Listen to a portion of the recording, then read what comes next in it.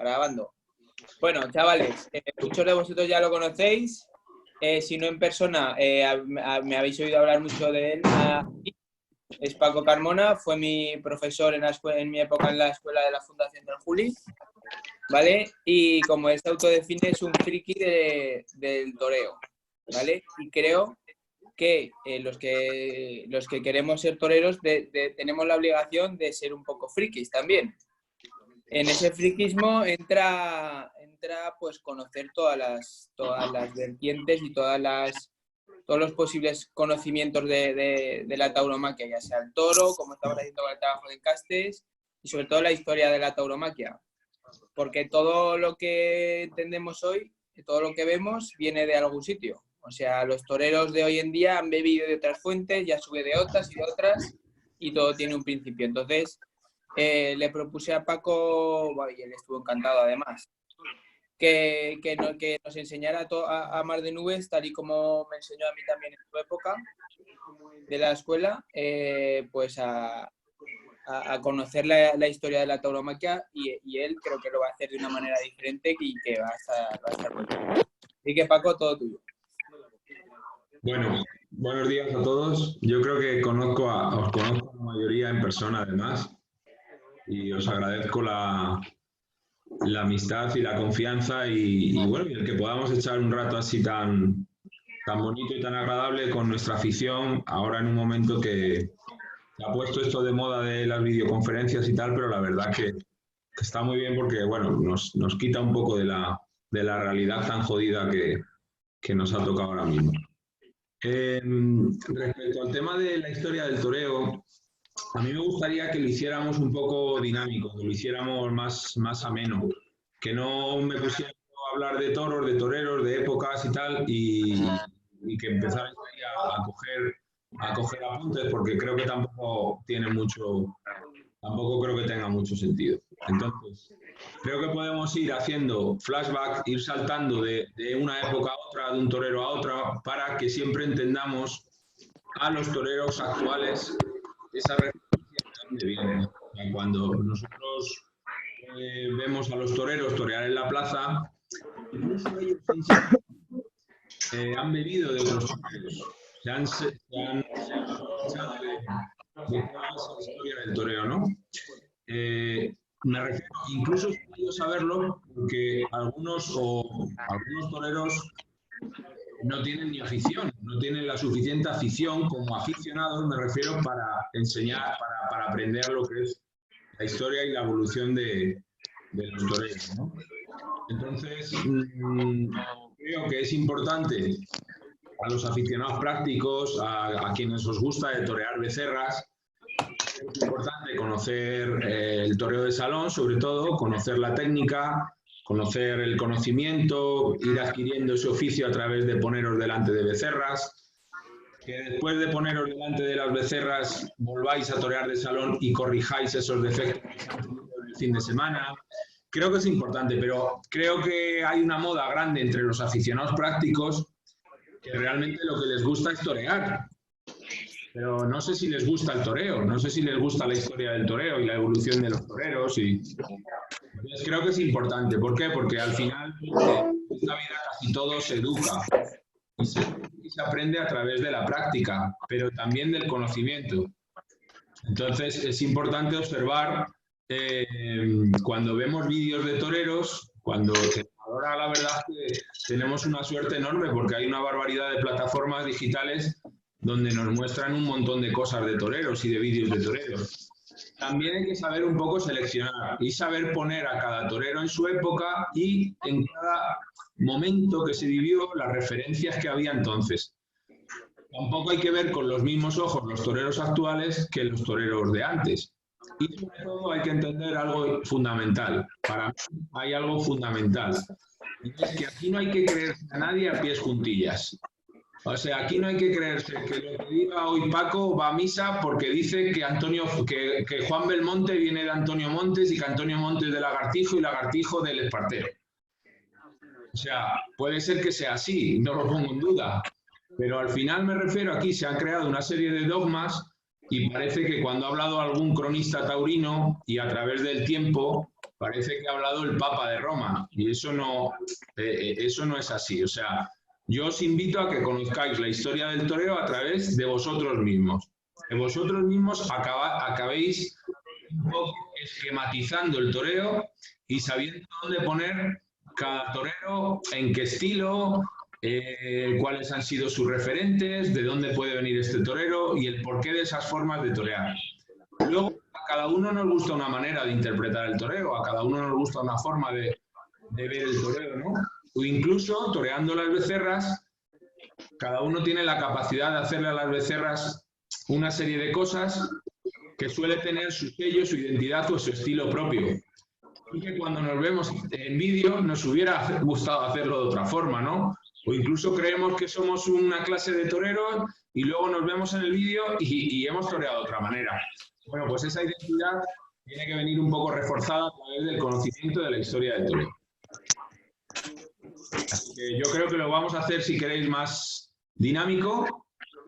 Preguntas, respuestas, nos vamos al tema, un poco, porque si no va a ser aquí una charla de estas, un curso como el que tuve yo el otro día de gestores. Vale, pues si quieres yo puedo empezar. Venga, ya tengo la primera bomba. Al final lo que estamos hablando es intentar conocer la historia a través de los toreros actuales, ¿no? Sí. Más o menos. Para mí, uno de los toreros actuales con más miga y con más que decir acerca de la historia es Morante de la Puebla, ¿no? En él creo que confluyen una serie de toreros y de influencias que nos llevan muy atrás, ¿no? Sí. Creo que, pues, si nos remontamos muy atrás, Morante es mucho de Joselito y de Belmonte, más de Joselito, ¿no? Sí, Fran, no para de hacer ruido. Sí. La madre. Sí. Como vaya para allí lo voy a reventar. Eso, ahí, parado. Y si no, si tenéis algún ruido por detrás o lo que sea, podéis silenciaros el audio vosotros y cuando queráis preguntarlo conectáis. Eso. Venga, estamos, Morante de la Puebla.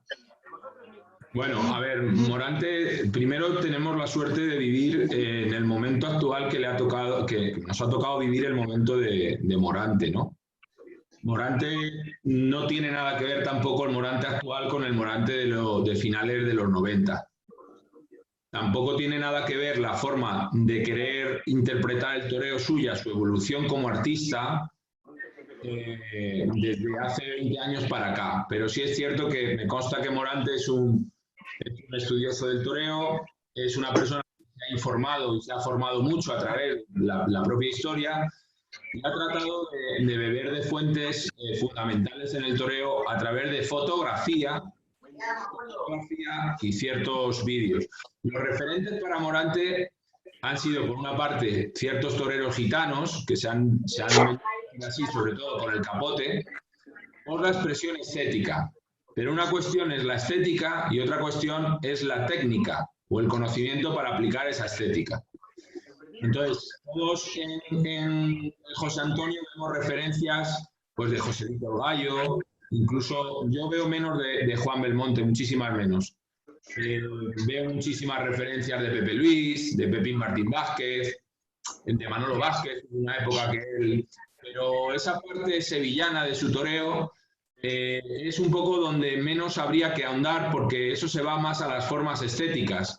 Al final él es un torero que a medida que ha toreado ha cogido un valor tremendo, tiene un valor, es un torero de una capacidad y de un valor exagerado.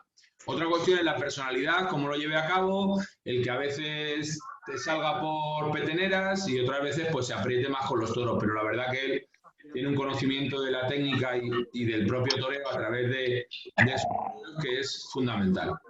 Entonces, bueno, por intentar encuadrarle de alguna manera, creo que él tiene muy marcado ciertos toreros con el capote, como han podido ser hablo más actualmente hacia atrás, ¿no?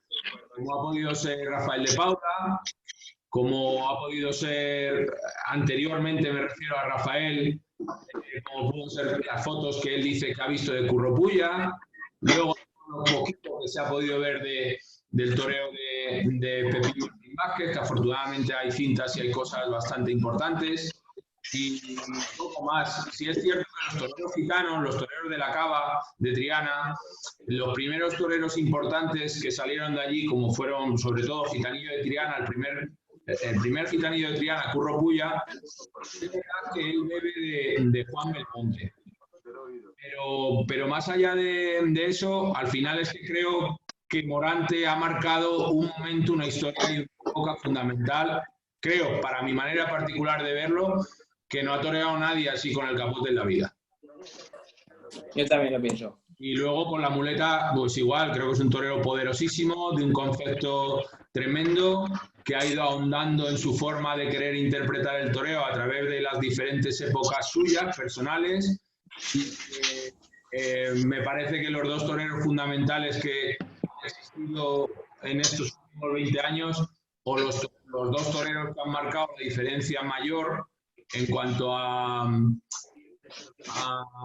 personalidad, a pureza, a concepto realmente importante del toreo, creo que son José Tomás y Morante, y que son mucho más similares de lo que la gente puede apreciar por su estética.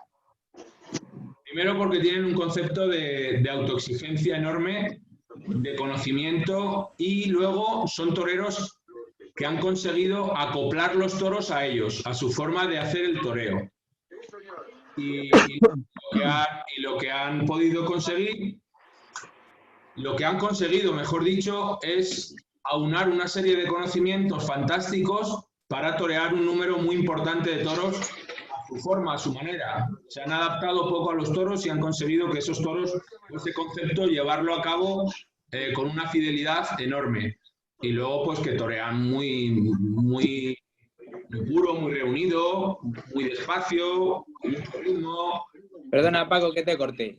Entonces, yo me acuerdo que me hice un cuadro cuando vivía en Arganda por equiparar un poco. Y sé que hay que salvar mucho las distancias, pero en este caso, cuando empezamos a hablar del toreo, pues oye, todos hemos hablado pues de los primeros enfrentamientos del hombre y el toro, pero se empieza a hablar de Joselito y Belmonte. En este caso, estás diciendo que Morante se decanta más por el lado de Joselito el Gallo. ¿Por qué? Me parece un torero más largo. Me parece que Morante es un torero de un conocimiento, con un conocimiento del toro muy importante. Primero, José y Juan. En José y Juan también confluyen diferentes toreros. Tiene a su padre y tiene a su hermano Rafael. Y Rafael, aunque se ha dicho que es un torero medroso, un torero gitano, artista, Rafael era un gran conocedor del toro, un gran estudioso del toro. Y como aquí como los toreros torean como pueden y no como quieren, pues Rafael el Gallo era un torero muy artista, pero como aficionado, la influencia que tenía Rafael a su hermano Joselito era tremenda. Entonces, anteriormente a Joselito, ya hubo toreros que intentaron llevar el toreo un poco más hacia la estética, hacia la finura, hacia la elegancia, hacia la división de los 3 tercios, hacia esa composición de la lidia total, del torero largo, como podía ser Lagartijo o Antonio Fuentes, ¿no? Más influencia tenía Lagartijo y el Guerra anteriormente a Lagartijo. O sea, que podríamos esquematizar el Guerra, Lagartijo, Antonio Fuentes y Joselito el Gallo. Y por la parte de Juan, pues Juan fue un anárquico del toreo. Fue un torero que se hizo a sí mismo, fue un torero que no tenía referencias, fue un torero que llegó al toreo por una serie de circunstancias no comunes en aquella época. Y sobre todo, Juan vivía de una leyenda que había en Sevilla, que era el torero Antonio Montes. Era un torero del que ya hay crónicas, que se quedaba quieto, que el torero no se movía, que el torero hacía circular al toro alrededor de su cintura. Entonces, en esa fantasía, es cierto que el toro en la época de Juan, de José y de Juan, cambió un poco, y que Juan Belmonte se pudo beneficiar del toro que Joselito construyó en su primera época. que también es importante. Nunca vamos a entender la historia del toreo si no la conocemos a través del toro. Es fundamental entender que no se puede torear en cualquier época como lo vemos actualmente, porque el toro no es el mismo. Juan tenía las referencias de Antonio Montes y anteriormente de Espartero, ¿no? Había como mucha novela en cuanto a esos toreros. ¿Qué ocurre? Que junto a José y a Juan confluye un torero fundamental que se llama Rodolfo Gaona y que la historia del toreo no le ha dado la importancia que tenía. Rodolfo Gaona no se dedicó a acompañar a José y a Juan por España en los carteles y no fue ningún convidado de piedra respecto a sus carteles, ¿no? Pero fue un torero fundamental, importantísimo, que tuvo mucho más cartel en España que en México, pero sí hizo algo importante. Y es que el toro en México estaba mucho más evolucionado que en España en aquellos momentos. El toro en México era un toro más dulce, un toro que se prestaba mucho más al toreo como ya se empezaba a visualizar. El toro en España era un toro duro, era un toro diferente, había ganaderías mejores y peores, pero era un toro que se prestaba menos al toreo de Juan. Y luego, pues a partir de ahí, Juan Belmonte creo que realmente donde formó una revolución importante, por mucho que la gente también diga que a partir de Juan el toreo ya era quietud y los toreros empezaron a quedar quietos a partir de Juan Belmonte, eso no es así. Eso no es así.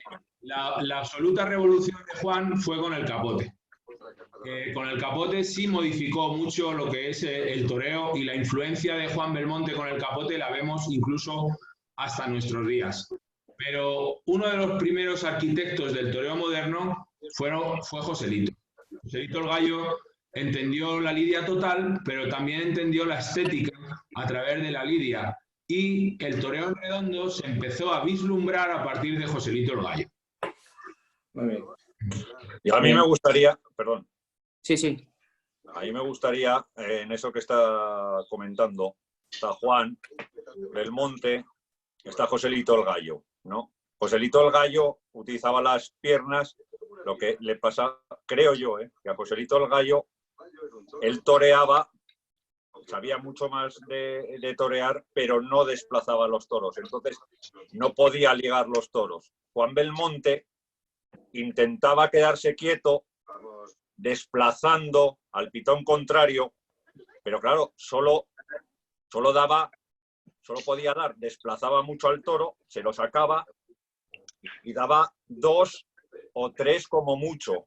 Y hay un torero muy importante, pero claro, que por miedo y por esas espantadas y todo, que une a los dos, que es una figura que a mí me tiene, lo estoy mirando, que es Chicuelo. Pero te estás adelantando ya. Lo viene muy adelantado. Yo he estado leyendo sobre ese toro de Chicuelo con el toro corchadito, pero es que Joselito, y es lo que ha dicho Pablo, Joselito ya empezaba a ligar por el mismo pitón. Juan Belmonte sí que he leído que toreaba de pitón a pitón, o sea, uno por el pitón derecho, otro por el izquierdo. Claro, y Joselito es el que empezó a realmente tenemos que distinguir capote y muleta. Juan Belmonte, la revolución taurómaca de Juan fue más con el capote. Y luego la revolución de Juan con la muleta fue el temple. Entonces lo que hizo fue acortar la distancia a los toros por una cuestión física y por una cuestión de entendimiento del toreo. Y lo que hacía era, como bien ha dicho José Manuel, buscar el pitón contrario y reducir la velocidad de los toros y desplazarla a través de estar cruzado. ¿Cómo podía estar cruzado? Pues por uno y otro pitón. Lo que ocurría era que con el capote esa es la manera de torear, por uno y otro pitón. Ir ganando el pitón, ir hacia adelante y sirviéndote un poco de la embestida cruzada. Y ahí se reduce mucho la velocidad de los toros. Y entonces Joselito empezó a vislumbrar esa parte del toreo ligado en redondo por el mismo pitón, ¿no? Pero para nada tenía que ver, o sea, no era lo mismo Joselito que Chicuelo. Chicuelo fue un torero ya mucho más moderno, que tenemos la mala suerte de tener muy poco de él, muy pocos vídeos. Yo he visto algo de Chicuelo en México. En México sí había algunas cintas de Manuel Jiménez Chicuelo. Y la verdad es que son tremendas. Pero claro, también os digo una cosa. El toreo que hoy conocemos, siempre nos vamos a referencias españolas. El toreo mexicano tiene una importancia vital en la evolución del toro y del toreo. Tiene una importancia tremenda, mucho más de lo que se ha contado. Es que yo recuerdo que tú nos contabas, y lo que he leído también, que el toreo antiguamente era al revés que ahora. Ahora mismo el toreo está más evolucionado aquí en España que allí. Pero Sí. al principio fue al revés. Ellos iban siempre un poquito por delante de España, ¿no? Ellos iban por delante en cuestión de fantasía torera, de inventiva, del tema de de las suertes y tal. Pero ellos iban por delante porque su toro se prestaba más. Era un toro, de todas formas, ya los toreros de la época de José y Juan ya viajaban a México. Entonces, las grandes faenas de los toreros españoles las hacían en México. De hecho, todos los toreros de aquella época hablan que las referencias suyas de cuando mejor han toreado y donde mejor ha toreado y el recuerdo de sus mejores faenas son con el toro mexicano en México. Entonces, claro, pues los mexicanos cogían todo eso. Entonces, entre medias, más un poquito posterior, pero ya toreando con Chicuelo, apareció el Joselito mexicano, que era Armillita, el primer Armillita. Y entonces, a partir de ahí, México tiene una inventiva tremenda. La edad de oro del toreo español, que se vive con José Juan, que se denomina así, cuando en la edad de plata del toreo coincide que en México es la edad de oro del toreo, ¿no? Está Pepe Ortiz, Armillita, Lorenzo Garza, el Soldado, todos esos toreros. Entonces, toda esa inventiva capotera, ese toro más a modo, más reducido y con mejores condiciones para torear, los toreros como pudieron ser Juan, que dicen que en México sí llegó a torear como a él le hubiera gustado torear en España, y a Chicuelo, sí que hay, de verdad, creo que hay una evolución y hay un paso fundamental al toreo como lo conocemos hoy en día, antes de la llegada de Manolete. Pero creo que Chicuelo es un eslabón fundamental del toreo, más allá de lo que muchas veces se le ha intentado negar. Yo en el caso de Chicuelo, y hay muchos más toreros que no se les ha dado importancia, y creo que al final han sido unos adelantados a su época, ¿no? Sí, bueno, a ver, en la edad de oro del toreo español, realmente yo te voy a decir que había una diferencia brutal entre, o sea, estaba Rafael el Gallo, Joselito el Gallo, Rodolfo Gano y Juan Belmonte. A partir de esos cuatro toreros, realmente había un abismo entre esos toreros y otros toreros en esos mismos años. Cuando ya pasamos de ahí y ya entramos en la edad de plata del toreo, pues ahí ya se distinguen las dos líneas, ¿no? Está la línea gallista, donde podría estar Manuel Granero, Marcial Lalanda, Armillita el mexicano, Domingo Ortega, Manolo Bienvenida, Victoriano de la Serna, y luego está más la línea de Juan Belmonte, donde ya se distinguen toreros como Ignacio Sánchez Mejía, Félix Rodríguez, el Niño La Palma, Fernando Domingo, Curro Pulla, el primer Litri, y luego, por eso decía los toreros gitanos, ¿no? Como podía ser Curro Pulla o Cagancho. Entonces, ya sí es cierto que empieza a haber dos troncos fundamentales del toreo. Entre medias hay mucha influencia de uno con otro. Entonces tampoco se puede dividir y decir, pues, el caso, por ejemplo, de Félix Rodríguez, sí es un caso que es muy similar a Juan en cuanto al concepto y la manera de entender el toreo. Pero hay toreros como Manolo Bienvenida, que tuvo una muerte prematura, que se dice que era la joya de los Bienvenida, que fue una maravilla, cortó 2 rabos en Madrid en 3 años de matador de toros, porque la verdad que duró el pobre muy poquito, y que eran grandes conocedores del toreo por la influencia de su padre, del Papa Negro, pero que eran admiradores total de Juan Belmonte. Entonces ya es verdad que empezaba a confluir esos toreros. De hecho, en Chicuelo confluyen los dos toreros. Confluye Juan y confluye José. Entonces, por eso te digo que hay una mezcolanza que hay que saberla un poco entender y dónde ponerla. La edad de plata es muy interesante de ver y de conocer, pero hay que siempre remontarse a México, España, y un poco conocer esos toreros hasta que llegue el gran Manolete, que es fundamental de verlos. Ahí hay como 20 años que la gente desconoce mucho y es importante. Yo ahora que estás hablando sobre los troncos, me gustaría hacerle una pregunta a los aspirantes que están un poco callados, que se mojen un poco. En el toreo actual, aunque es cierto lo que ha dicho Paco, que se mezclan, y que no se puede dividir, pero ¿cuál de los dos troncos pensáis que tiene más importancia en el toreo actual? ¿El gallista o el belmontista? El gallista. El gallista. Sí, el gallista. El gallista. ¿Y David? ¿No te has enterado la pregunta? Es que todo se escuchó doble, ¿sabes?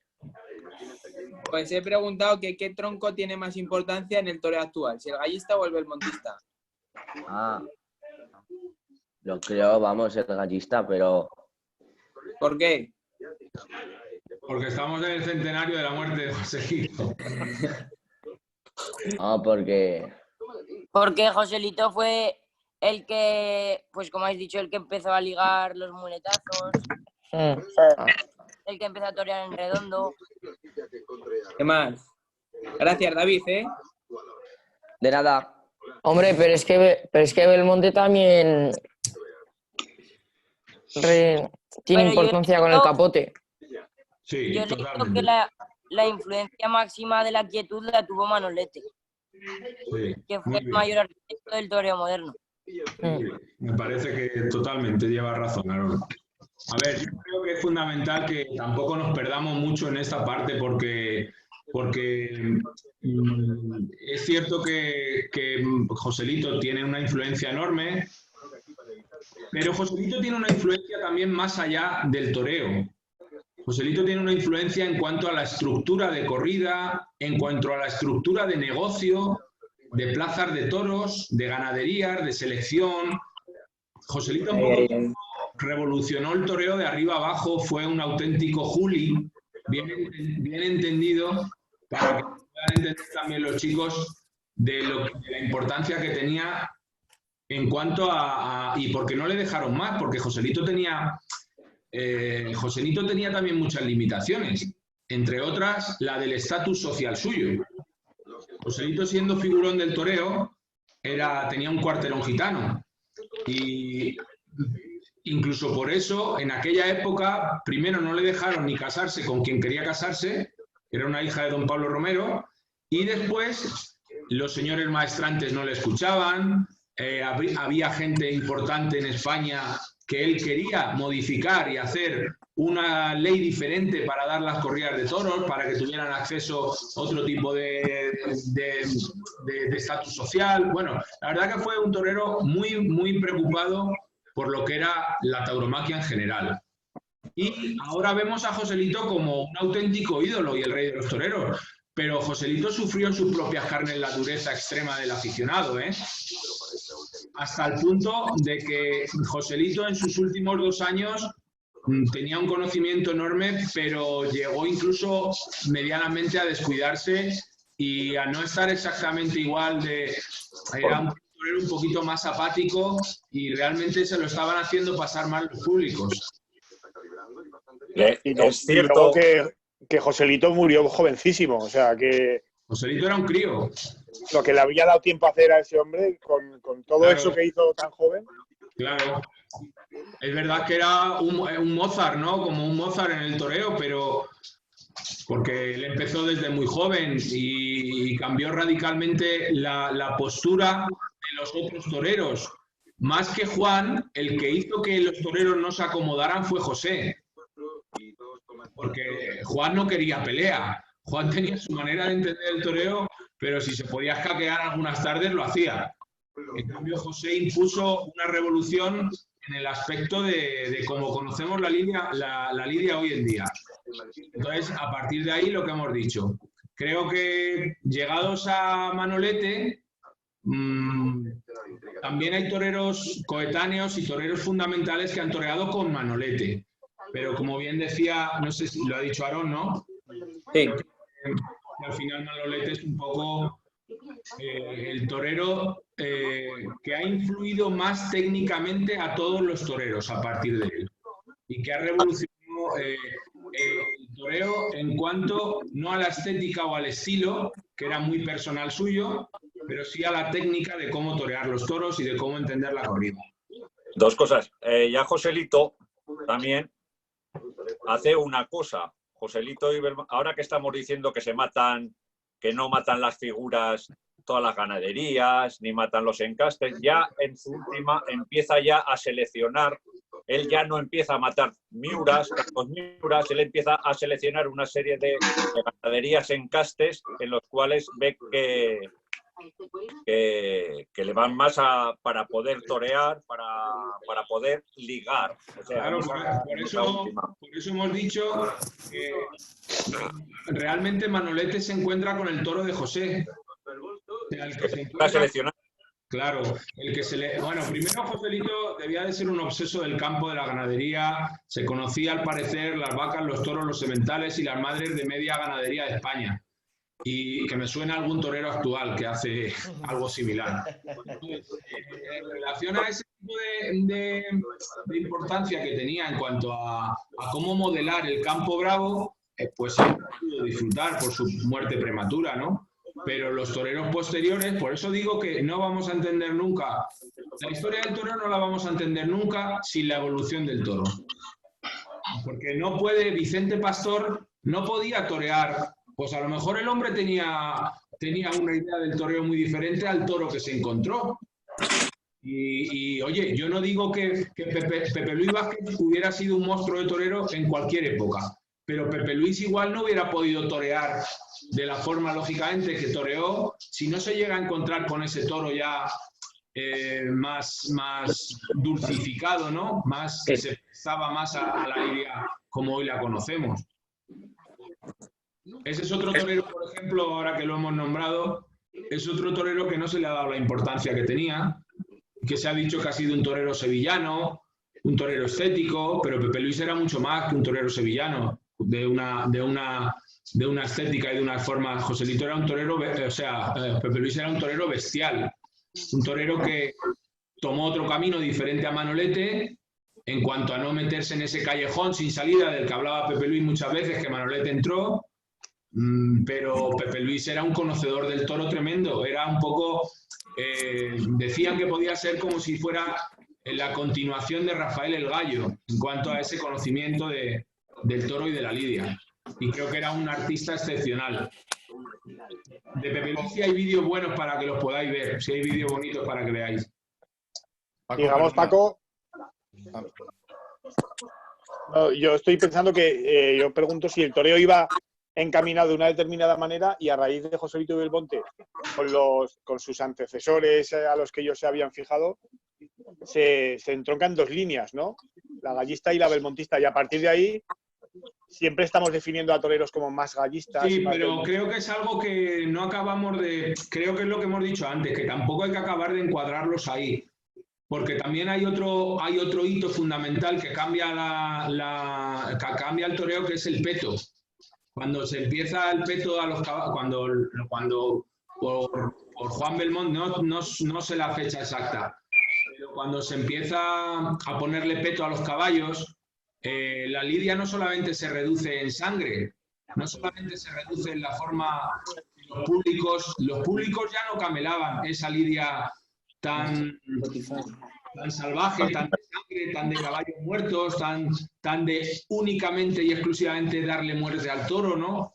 Al final el torero pasa a ser un artista, poco a poco pasa a señalarse más como la corrida se divide de otra forma y los públicos ya no toleran ese salvajismo, por llamarlo de alguna manera, y a partir de ahí el público también quiere buscar otras cosas, no quiere buscar darle muerte al toro, quiere buscar la estética, quiere buscar que haya una influencia diferente a la que hasta entonces, con bombita o machaquito, lo podía ver. Y Joselito era heredero de esa lidia. Joselito era heredero de la lidia integral, como se conocía hasta entonces. ¿Por qué? Porque ahí Joselito era el mandamás. O sea, como ese era el otro.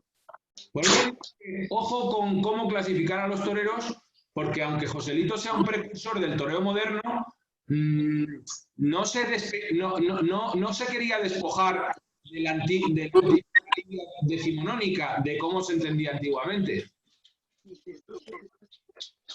Paco. Quería preguntar, Nacho. Sí. Mira, antes hablabas que estoy completamente de acuerdo que no se puede entender la historia del toreo sin entender el toro, que es el protagonista fundamental de la fiesta, evidentemente. Yo, por lo que he ido leyendo y por lo que has comentado, entiendo y me gustaría que nos hablases un poco de ello, que hasta una época relativamente reciente, quizás hasta Joselito, o bueno, un poquito más tarde, evidentemente, el torero se adaptaba al toro, el ganadero era el que tenía un criterio de selección o ninguno, y a partir de determinado momento es el ganadero el que se tiene que adaptar al toreo. Entiendo, Nacho. Mira, primero los ganaderos eran ricos de España. Y entonces, realmente eso es importante. La diferencia de clases sociales en España hasta pasada la guerra fue fundamental para entender que los toreros no tenían un peso específico de figurón del toreo hasta que no llegó Manolete. ¿Había toreros que eran absolutamente figuras? Sí. ¿Había toreros que elegían? Sí. Ya se habla de las crónicas del Guerra, cómo el Guerra afeitaba a los toros y mandaba arreglar los toros, pero el Guerra te mataba corridas de toros que eran de media casta y corridas de toros buenas y malas y regulares porque el campo no estaba seleccionado. El primer ganadero que dicen que empieza a seleccionar es Aleas. Pero bueno, lógicamente el ganadero selecciona un tipo de toro que cree que gusta a los públicos, pero no a los toreros, como tú estás diciendo. Y los toreros, como bien has dicho, se adaptan a ese toro. ¿Qué toreros se adaptaban a ese tipo de toro? Pues los toreros que tenían una capacidad lidiadora y de dar muerte a los toros. No venía por la parte técnica como ahora conocemos la lidia. Entonces, a medida que Joselito, y algún torero anteriormente, pero a medida que Joselito tiene la fuerza y se preocupa para hacer entender que esa lidia puede ser una lidia íntegra, total, pero que el toro se puede adaptar un poco más y se puede modificar, los ganaderos empiezan a seleccionar. Y luego había como unas castas fundacionales que en ese momento sí que había una distinción de cómo se comportaba cada toro en cada región un poco de España. Pues el toro del norte era de una forma, el toro de Castilla, el toro de Andalucía, más dulce, más presto a torear. Y entonces a partir de ahí creo que realmente el que vuelve otra vez a revolucionar la ganadería, como le ocurre a Joselito, es a Manolete. Le pega una vuelta entera a la ganadería y al campo español, totalmente. Lo que pasa es que vuelve a ocurrir lo mismo. Una ganadería que se tarda en hacer 15, 20, 25 años, vuelve a no disfrutar de ella. Entonces, Joselito inventa un toro que lo disfruta Manolete, y Manolete inventa un toro que lo disfruta el cordobés, y el cordobés inventa un toro que lo disfrutan los toreros de los años. Claro, al final es un poco, es cierto que ya el cordobés ya tiene un toro muy seleccionado, muy apropiado, y más que una influencia grande de los ganaderos, lo que hace un poco es destrozar el campo y servirse de las ganaderías que a él le puedan venir bien, ¿no? para su película. Pero es muy importante lo que has dicho, y me parece que como no se tenía esa visión que se pudo tener a posteriori, el que realmente luego modifica el campo pues es Camará con Manolete. Y la última parte de la pregunta, bueno, la segunda pregunta, es si esto ha sido beneficioso o a largo plazo es o será un problema.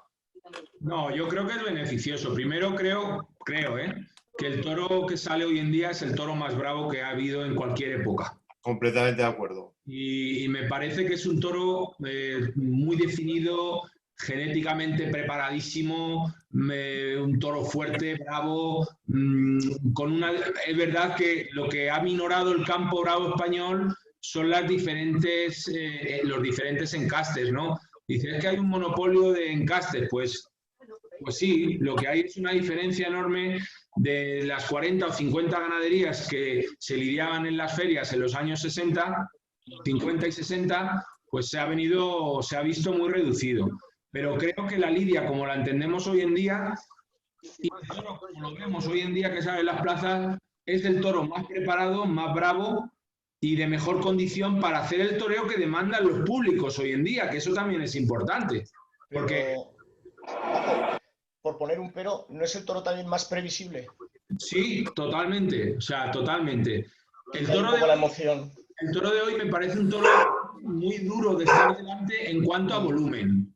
Me parece que es un toro grande, que es un toro que tiene mucho volumen, que tiene muchos pitones, que hay ganaderías buenas y malas, pero sí creo que el aficionado está muy equivocado en cuanto a que las ganaderías que matan las figuras son ganaderías más fáciles. No estoy de acuerdo en ese aspecto. Me parece que es un tipo de toro bravo, un tipo de toro encastado, que es más previsible en cuanto a su comportamiento y que en una misma corrida te salen 4 toros prácticamente igual, ¿no? O unos a lo mejor con uno puedes triunfar más que con otro, pero sí es cierto que salen, al final se pueden torear más o menos igual, ¿no? Y que antes el torero tenía que tener una largura en cuanto a, conocimientos técnicos y registros para poder triunfar con las diferentes corridas de toros. Pero es importante entender que los públicos no aceptarían esas lidias. Los públicos no tragarían con pasar un toro por abajo, o andarle con él, o meterse, o andarlo de uno en uno, o pegarle 2 o 3 y quitarse y luego ponerse. Al final queremos ver una estructura de faena que ha llegado a tal grado de perfección que, como el toro no esté bien seleccionado hacia esa perfección, pues es muy difícil ver triunfar en las plazas. Has hablado del público, Paco. ¿El público siempre va un punto por delante y es el que hace evolucionar, en este caso, la fiesta de los toros? ¿O se amolda a cómo va el espectáculo? No, el público, para mí, esa es una pregunta que crea mucha polémica, ¿eh? Y hay gente que dice que de una forma y de otra. Yo creo que el público siempre va un poquito por detrás. Va un poco, lo que pasa que al final, pues se hace norma. Al final se hace norma y eso se acaba imponiendo. Pero creo que al final los que evolucionan el toreo son los propios toreros. La exigencia de cada época y la competitividad entre toreros lo que hace que al final se queden establecidas una serie de normas y unas formas de entender el toreo y de hacerlo que viene de la mano de los propios toreros. Y va encaminada también un poco la pregunta a la imposición del peto y lo que habías...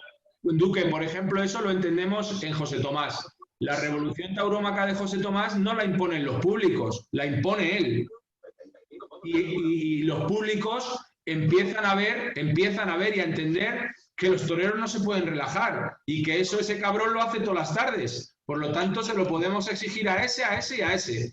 Y después de ese hay una revolución diferente que puede venir de la mano de la variedad, como vino la del Juli en su momento.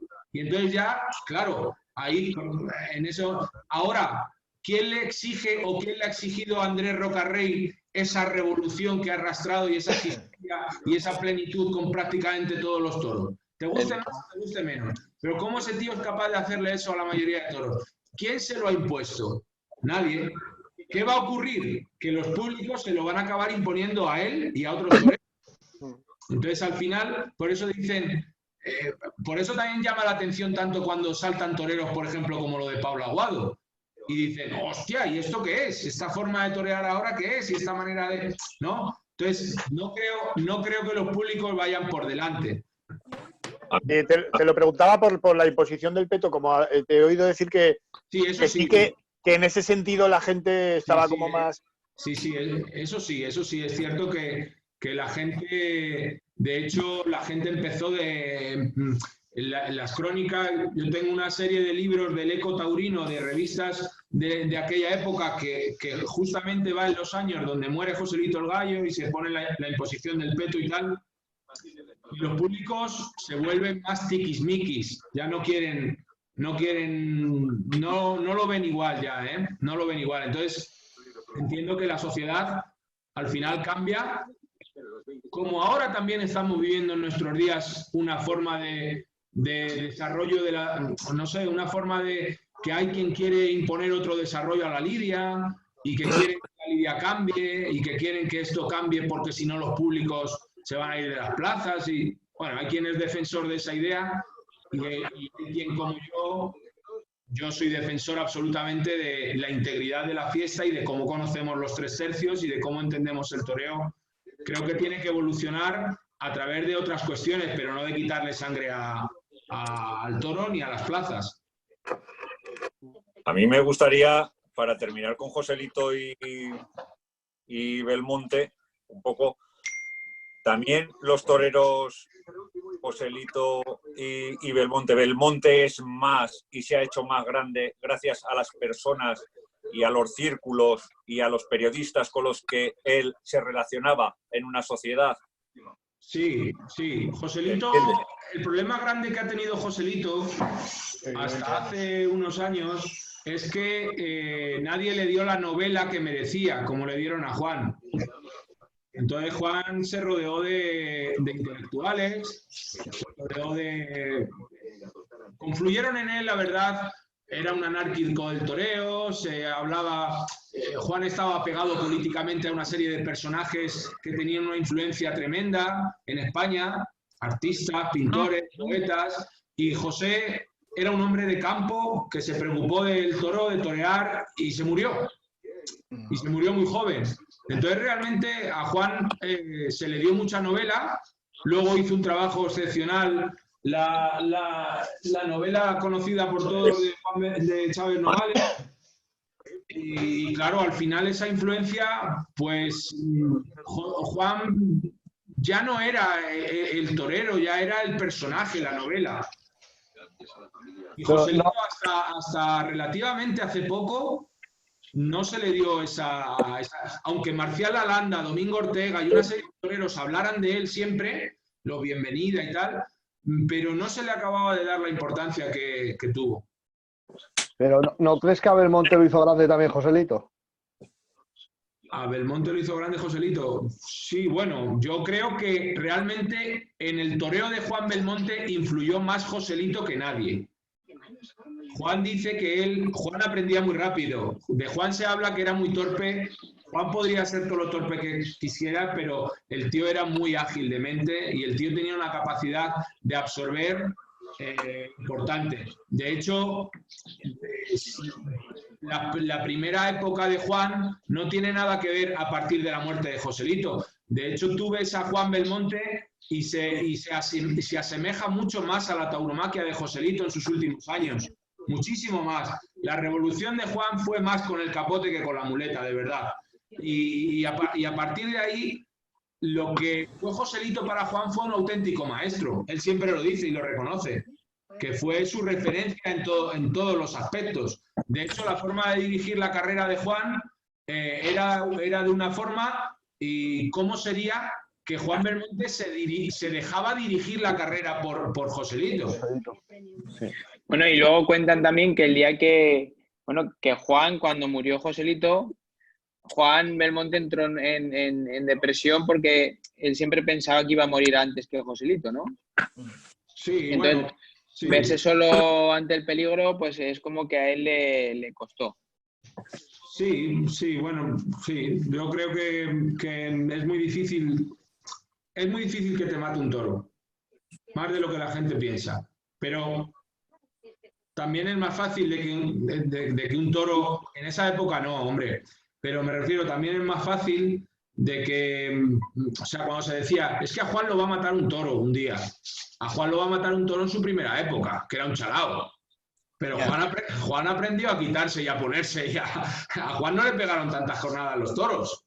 A Juan le cogieron 2 millones de veces los novillos, me cogieron muchísimo los novillos, pero tenéis que entender que Juan Belmonte se hablaba de él ya como algo excepcional siendo novillero. O sea, Juan era como igual que Joselito el Gallo era un figurón siendo novillero, pero ya a Joselito el Gallo le querían enfrentar a Juan siendo novillero, ¿eh? O sea, que es que el invento de Juan, por llamarlo de una manera que no me gusta, pero el invento de Juan que los contrarios a Juan Belmonte hablan, ya se inició siendo incluso novillero, ¿eh? Luego otra cosa que de la que hablabas antes, que creo que no se ha hablado mucho de ello, es, aparte del capote de Juan Belmonte, el temple. El temple, es lo que hemos El dicho. temple es una innovación pues que él añadiría, Sí. que creo que es básica, ¿no?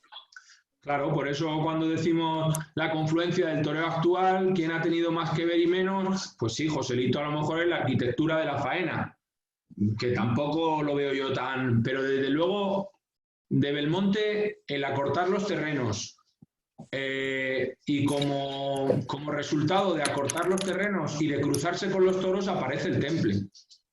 Aparece el cambiar la trayectoria del toro, reduciendo la embestida. Y al final se acabó toreando mucho más despacio. Lo que realmente impactó a los públicos fue la despaciosidad del toreo de Juan Belmonte. Oye, chicos, a ver, ¿quién sabría decir o hacer una pequeña definición del temple? ¿Qué es el temple? Hombre, para mí, adecuar la velocidad del toro al movimiento de tu muleta de adelante a atrás. Llevarlo cogido desde adelante y que vaya por donde quieras tú, a la velocidad que quieras tú. ¿Vale? ¿Qué más? A ver.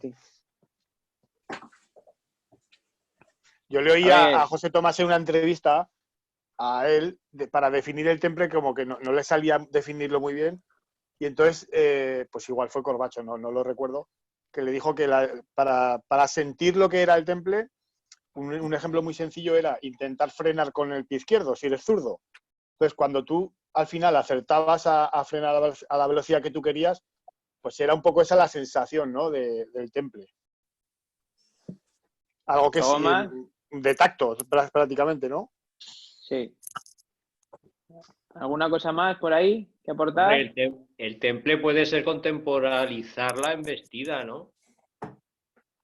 Darle el tiempo que necesita. Y luego yo pienso que se puede torear con temple rápido también. Quiero decir que si a lo que decía Paco. Dependiendo del toro que es, hay que darle un tiempo a esa embestida. Al final el toreo se tiene que adaptar al toro. Y un toro puede embestir ligero y tú torearlo con temple.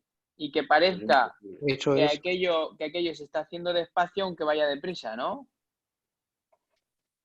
Paco? Al final es acomodarte a la embestida, ¿no? Claro, yo creo que si el toro embiste deprisa, es decir, ese no se puede templar, porque si templar es torear es que hacer lo que tú quieras sobre el toro, si el toro embiste deprisa, tú no puedes en cierta manera pararlo. No puedes reducir, ¿no? Habrá que adecuarse a esa embestida y sobre esa embestida darle el tiempo que necesite esa embestida. Mira, cada toro tampoco puede tener el máximo temple. Podéis definir el temple a través de los toreros, que es más fácil. Por ejemplo, para vosotros, ¿qué toreros han tenido temple o qué toreros han sido un poco... Damaso González. ¿Ves? Pues entonces ya tienes una definición de temple. Y para mí, Paquirri. Para ti, Paquirri. Entonces, ¿qué tipo...? Dadme de verdad un ejemplo, porque hay quien dice el temple de Antonio Ordóñez. Y a Antonio Ordóñez le enganchaban mucho los toros, por ejemplo. Entonces, ¿templar los toros es reducir la embestida de los toros y torear despacio? ¿O templar los toros es acompañar a la embestida del toro y que no te toque los trastos? Acompañar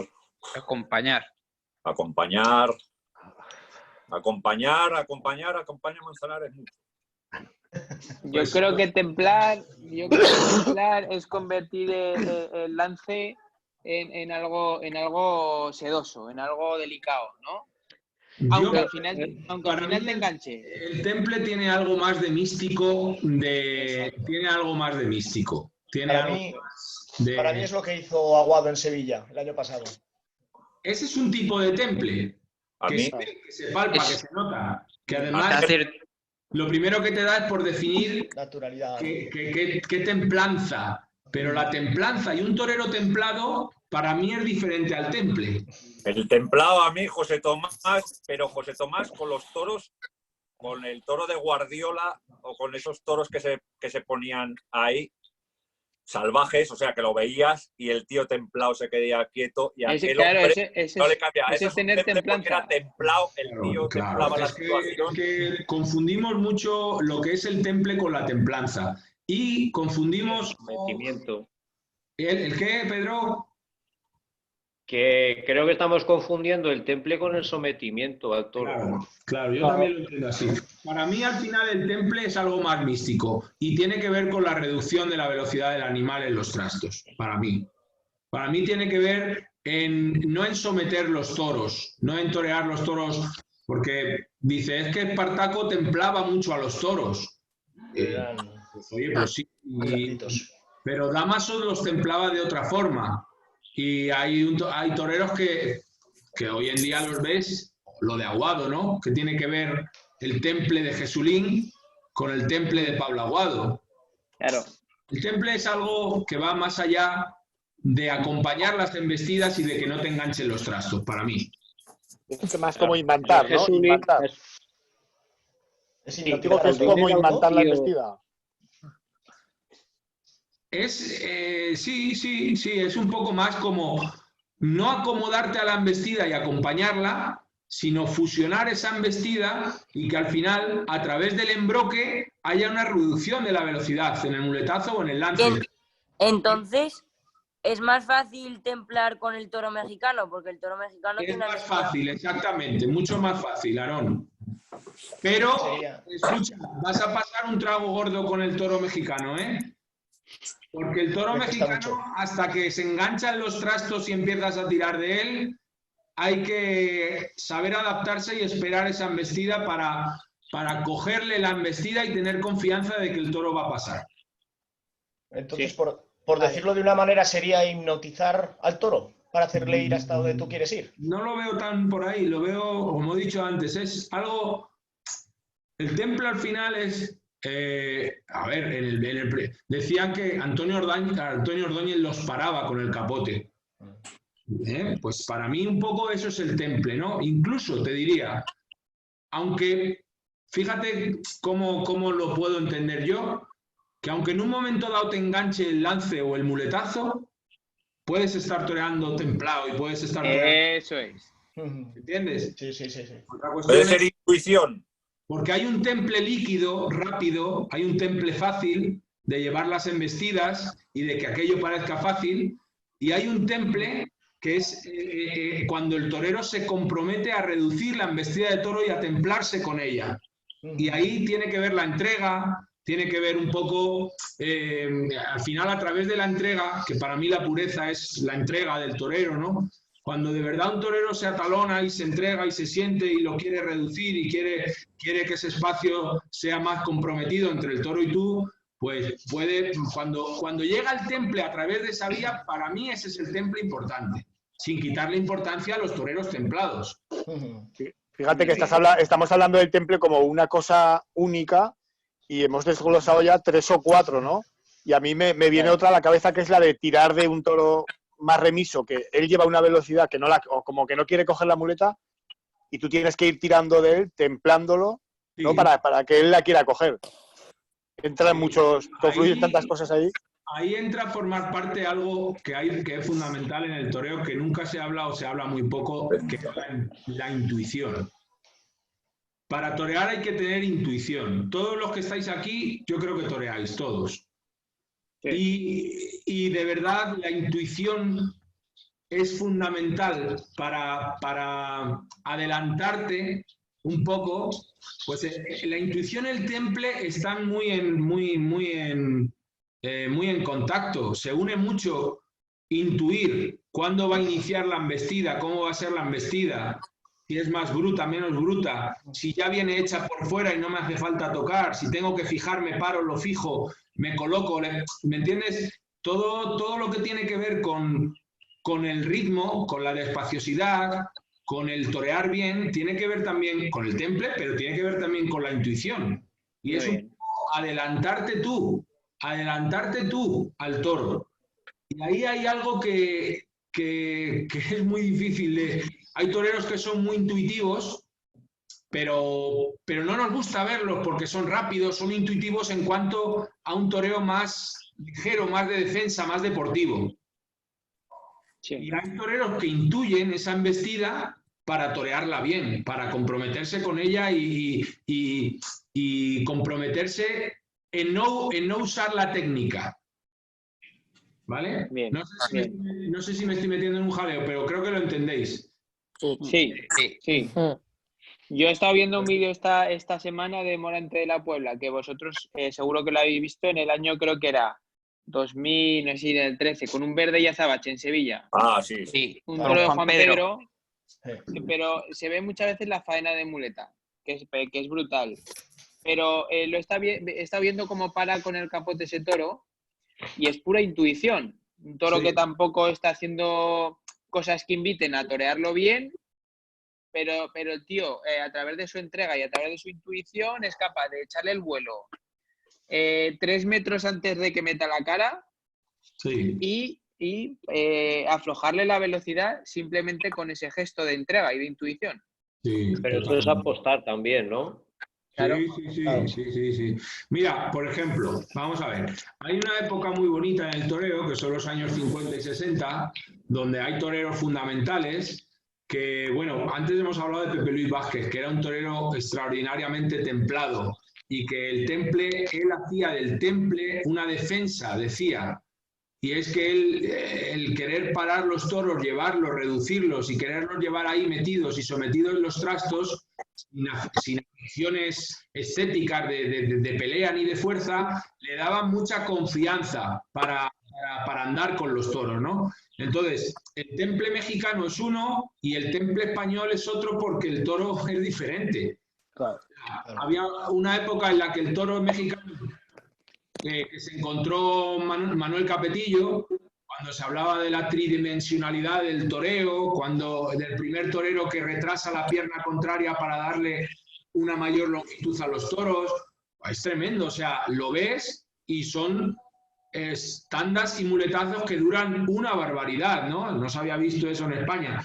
Pero, por ejemplo, había otro torero totalmente diferente, que yo lo veo en vídeo y se me hace el culo pesicola, que es Rafael Ortega, ¿no? Por ejemplo, cuando tú ves esa pureza de ese tío toreando de esa forma, con esa entrega, con esa verdad. ¿Quién dice que no tiene temple ese toreo, que no es templado ese toreo? Y, por ejemplo, ahora no lo recordamos de esa forma, pero lo que más llamó la atención en su momento de Curro Romero fue el temple. Ahora justo te lo iba a decir. El temple de Curro, en los años 50, finales de los 50, 60, fue un torero que se distinguió muchísimo por el temple. Muchísimo. Y puso el toreo más despacio de lo que estaba. Puso el toreo más despacio de lo que estaba. Que son aportaciones que ocurre que nos solemos ir siempre a esos toreros en sus últimos años. Y dice, joder, Curro, pero si Curro tenía una barriga, y Curro tal, y Curro... Pero vale, pero ese es el Curro de los 90. Incluso Curro cambia a partir de los años 80. La forma de coger los trastos, la forma de coger el capote, lo de Curro de las clavinas, eso es una cosa casi de sus últimas épocas. Curro toreaba con el capote más abierto, más ancho, con un capote más grande, que recogía la embestida con mayor capote y lo templaba más. Pero con la muleta era un torero que si veis vídeos, que hay vídeos muy bonitos, vais a ver qué despacito toreaba Curro en los años 60 en Madrid. Algún toro que le pega un volteretón y luego el tío se vuelve a poner otra vez y la leche. Entonces, esos toreros eran toreros para mí muy templados, ¿no? Antonio Bienvenida. Son toreros que han toreado o que han querido torear muy despacio y que se han servido de esa despaciosidad para porque no tenían ese físico como ahora. El toreo ha evolucionado hacia un acto más deportivo. Lo hablábamos el otro día en una reunión igual que tuvimos. Y antes los toreros se defendían mucho con las muñecas y con los trastos. Claro, eso es la pureza al final. El otro día también nos hablaba Diego Urdiales de Curro, que ha podido compartir muchos ratos con él. Y al final lo que tú dices, Paco, nos quedamos con Curro Romero, pues con el torero artista, el torero de pellizco, pero nos hablaba de un Curro Romero con mucha intuición, con mucho conocimiento del toro también, y con mucho conocimiento del toreo. Y con toreros, mucho valor. ¿no? Yo tengo una imagen de Curro de los años 90 o por ahí, recibiendo a un toro de salida que lo hace frenar. Es que le hace la embestida ponerla a la velocidad que él quiere. Es para verlo, es increíble. Sí, sí. Sí. Bueno, tú también, Miguel, has convivido con Rafael de Paula y le has visto su versión de aficionado hablar de toreros diferentes absolutamente a él. Sí. Era un loco de Joselito el Gallo, un loco de Manolete, un admirador profundísimo de Antonio Ordóñez, y hay toreros que se supone que le iban a encantar y no hablaba nada bien de ellos. Los toreros muchas veces... Luego... Dime. No, que te iba a decir que luego... bueno, que convivimos tú y yo mucho allí con él, lo que nos iba diciendo mientras tentábamos, no comulgaba simplemente con el palo de un torero artista, o sea que nos daba muchas apreciaciones técnicas. Claro, por eso mira, pues, yo conviví mucho tiempo con Uceda y Rafael de Paula dice que le dio una de las claves para matar los toros. ¿Quién lo diría, no? ¿Quién lo diría? Entonces le decía, convivíamos y coincidía y pasó una racha mala, íbamos al carro y pim, y un día después de tentar le dice, mira, Ignacio, los toros se matan igual que se torean. Y le dio una serie de claves y una serie de instrucciones, oye, y también te digo que como todo está en la mente, al final el creértelo de quien te lo dice y lo que te dice es tan importante casi como lo que te está diciendo, ¿no? Pero los toreros normalmente hemos admirado lo que no hemos tenido. Normalmente nos ha gustado o hemos admirado aquello que no tenemos capacidad de hacerlo porque lo hemos envidiado o porque lo hemos visto muy difícil de hacer. Oye, hablabas ahora también... Nada, perdona, Miguel, dale. No, que igual ibas a lo mismo que yo. Mira a ver tú. No, yo me iba a ir a otra cosa, tú dale. Estaba hablando de una vez aparecido Manolete, empiezan a haber también clases de toreros, porque hay un torero más vertical, otro torero más de llevar a los toros, un torero que espera, empieza a haber toreros que empiezan a echar la muleta un poquito más adelante, ¿no? Sí, ese es el post-belmontismo. Hay un post-manoletismo y un post-belmontismo. Y en la época de Manolete está el mejor del mundo. El que mejor toreaba en la época de Manolete se llama Pepín Martín Vázquez. O sea, mejor que Manolete y mejor que el que lo inventó. Pero la técnica es manoletista. Tú ves torear a Pepín y ves una estética maravillosa, pero la técnica es una técnica manoletista. Al final de Manolete queda más la técnica de torear a los toros y la forma de llegarle a los toros y de pegarle pases y de ligar las tandas que la propia estética tan personal de Manolete. Entonces ahí confluyen ya las dos vertientes. Porque dice, es que Antoñete era manoletista de pro y lo podéis ver en cualquier vídeo. O sea, el invento de este periodista de Manolo Moler, de que Antoñete echaba la muleta adelante, Antoñete no ha echado la muleta adelante en la vida. Su puta vida. En la vida, y ha toreado maravillosamente bien. Y tenía una técnica manoletista tremenda, con una expresión belmontista, que era lo que a la gente le empezó a llegar en esa década de los 50, que fueron las tres As. Estaba Antonio Ordóñez, estaba Rafael Ortega, estaba Antoñete, estaban esos toreros en ese momento, que podría ser el modelo técnico de... Bueno, Antonio Ordóñez tuvo una influencia lógica de su padre, del Niño de la Palma, que venía por otra vía, más belmontista. Pero al final, como la estructura de faena que se queda es la de Manolete, ligar el toreo en redondo, ligar los pases, rematados con... O sea, al final la estructura es la que vemos hoy en día, ¿no? Bueno, pues veías a toreros que tenían esa parte del post-belmontismo que podía ser Rafael Ortega, Antonio Ordóñez, Manolo Vázquez, ese tipo de toreros, ¿no? Ojo Manolo Vázquez, ¿eh? Ojo Manolo Vázquez, claro, pero ya hay que empezar a saber leer a los toreros. Y como bien dice el Duque, ya hay una distinción de estilos muy clara. No tiene nada que ver la última época de Domingo Ortega con Rafael Ortega. Ya no se camela a Domingo Ortega, ya no vale lo que le hace a los toros. No es lo mismo. O sea, Domingo Ortega era un torero extraordinariamente templado, con la muleta, conocedor, lidiador, de esa vertiente joselitista, pero con el capote era belmontista total. Ha sido un torero muy importante a la Verónica. Y ya los públicos, ay amigos, ya cuando Manolete empezó a dar guerra, Marcial, Domingo Ortega, ese tipo de toreros ya no camelaba, se tuvieron que reinventar. De hecho, Antonio Bienvenida era un torero que decían heredero del gallismo, otro heredero de Joselito, y Antonio Bienvenida tuvo que reinventarse.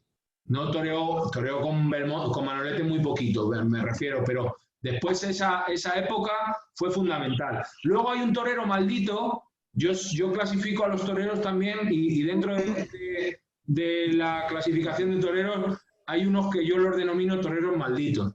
Pues uno de los toreros malditos es Luis Miguel Dominguín, con una técnica extraordinariamente manoletista, pero ya fue un influencer del toreo, ¿entiendes? Fue el primer torero de verdad de la prensa rosa o amarilla, como se decía, un captador de los públicos, un hipnotizador de esa parte del público, de la lidia total, banderillero. Fue un heredero de Arruza, y nadie habla de Arruza tampoco, ¿me entiendes? Pero Arruza también se transformó en un torero extraordinariamente manoletista en cuanto a la técnica del capote y la muleta. Lo que pasa es que luego tenía unas condiciones físicas que dicen que no ha habido otro igual como Arruza.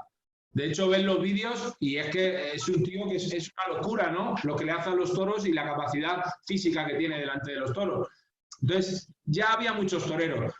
Arruza, Manolete, Pepín Martín Vázquez, Pepe Luis Vázquez. Joder, menudos toreros, ¿no? Ya no tiene nada que ver.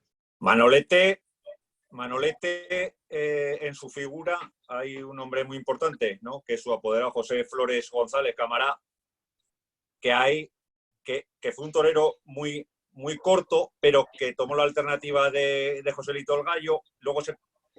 Luego él sí que coge Camará y todo ese empresariado que llevaba Joselito, toda esa serie de cosas. No sé hasta qué punto le influyó también a Manolete en ser también el personaje, bueno, el torero que fue. ¿Sabes? La figura de... Yo creo que Manolete era un hombre...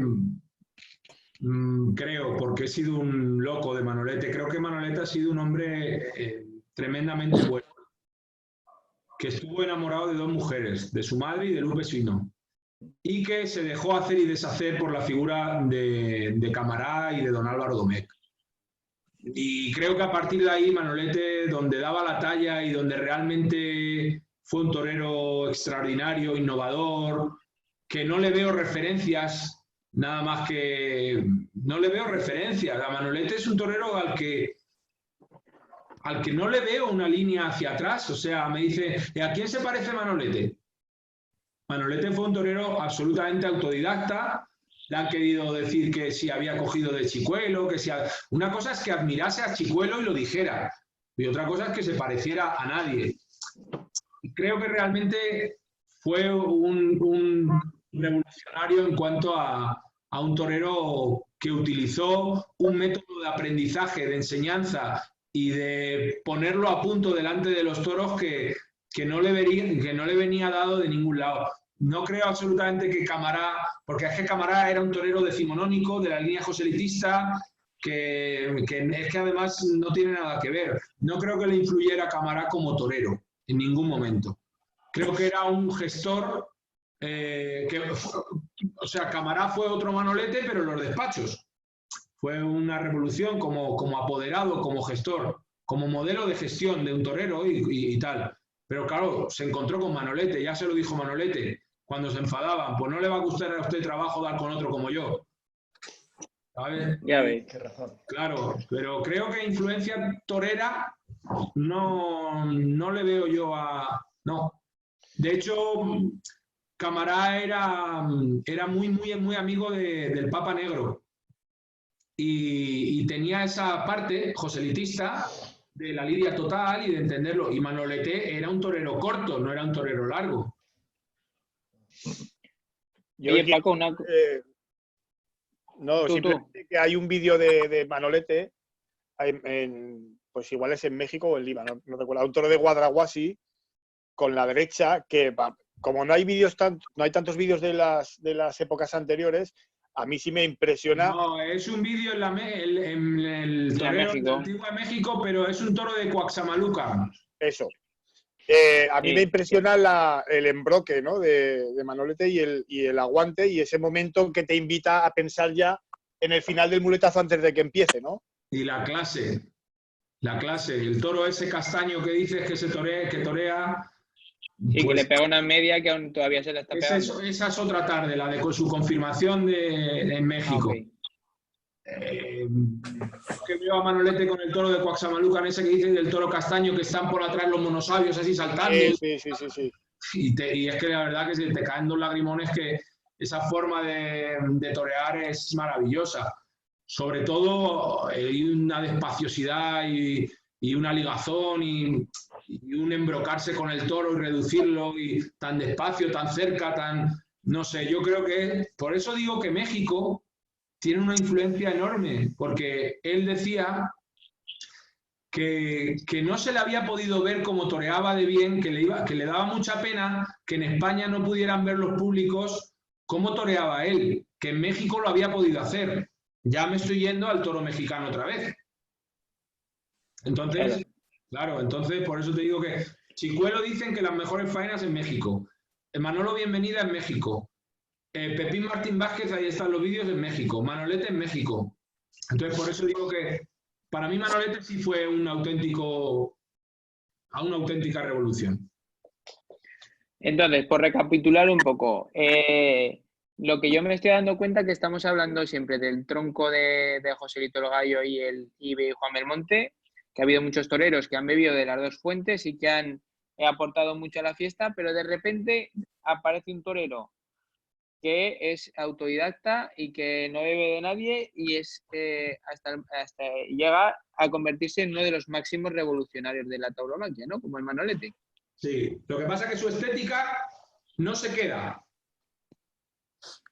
Su estética la copian ciertos toreros como pudo ser Litri Padre, Parrita y toreros así. Pero realmente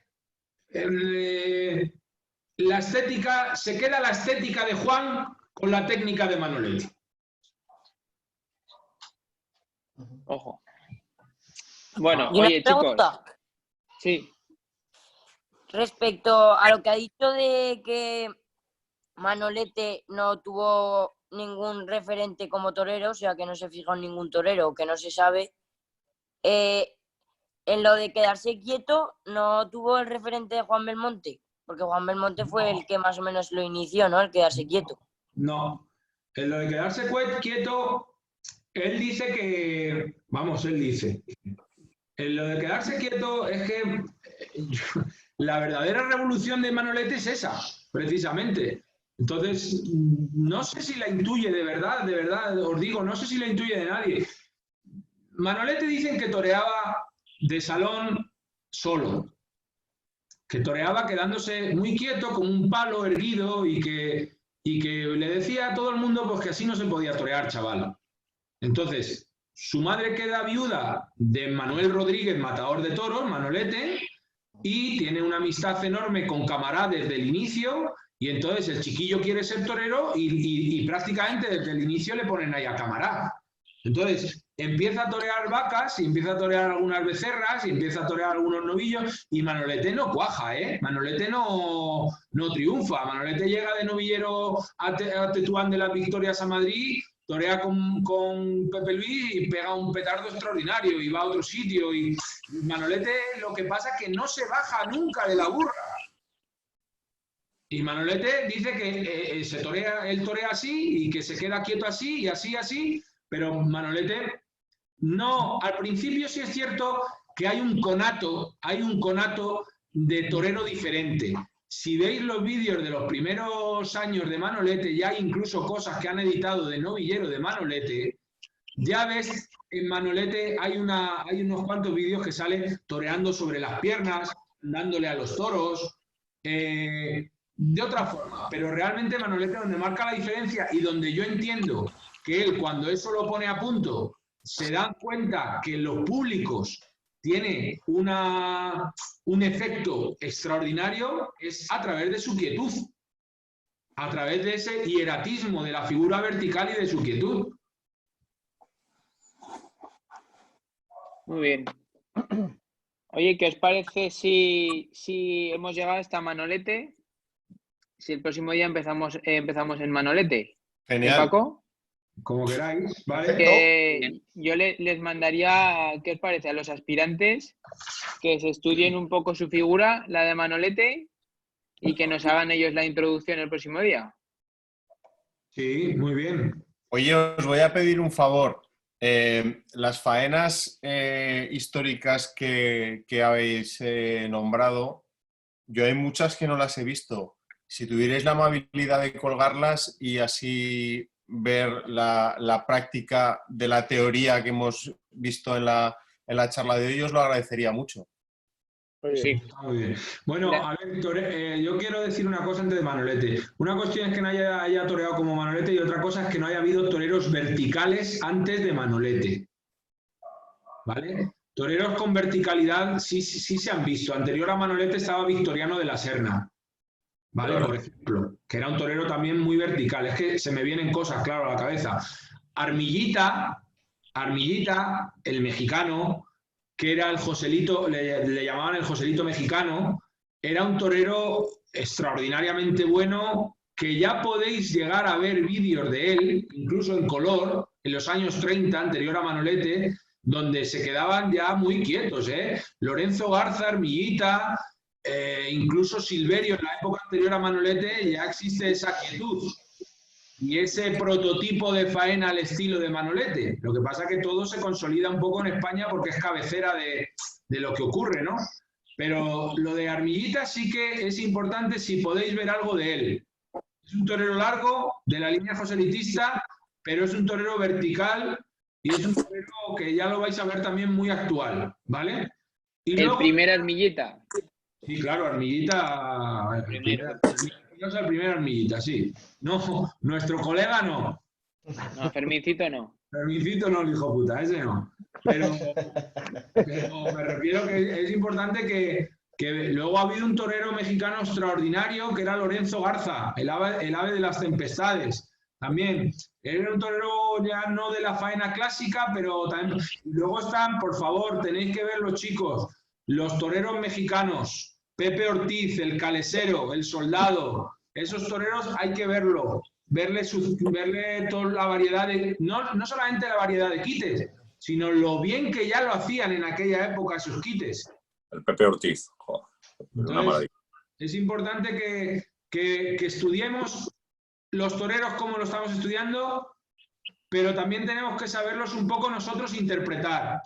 Y aunque yo haya dicho lo que haya dicho, no va a misa nada, porque de verdad que hay que hacer un poco una conformación de los toreros y hay que encuadrarlos según a vosotros también os encaje. Me dice, joder, me ha hablado de, no sé qué te digo, no sé de quién decirte. A ver, grandes capoteros. Me ha dicho que Félix Rodríguez, del Niño de la Palma, Curro Puya, Belmonte, Cagancho y tal. Y yo veo, no sé qué te digo, y yo veo a fulanito de tal con el capote y me encanta, y veo al que me ha dicho y no me gusta. ¿Vale? Ya, claro. Al final eso, exactamente. Y también los vais a ir adivinando así. Paco, última pregunta, que me acuerdo yo.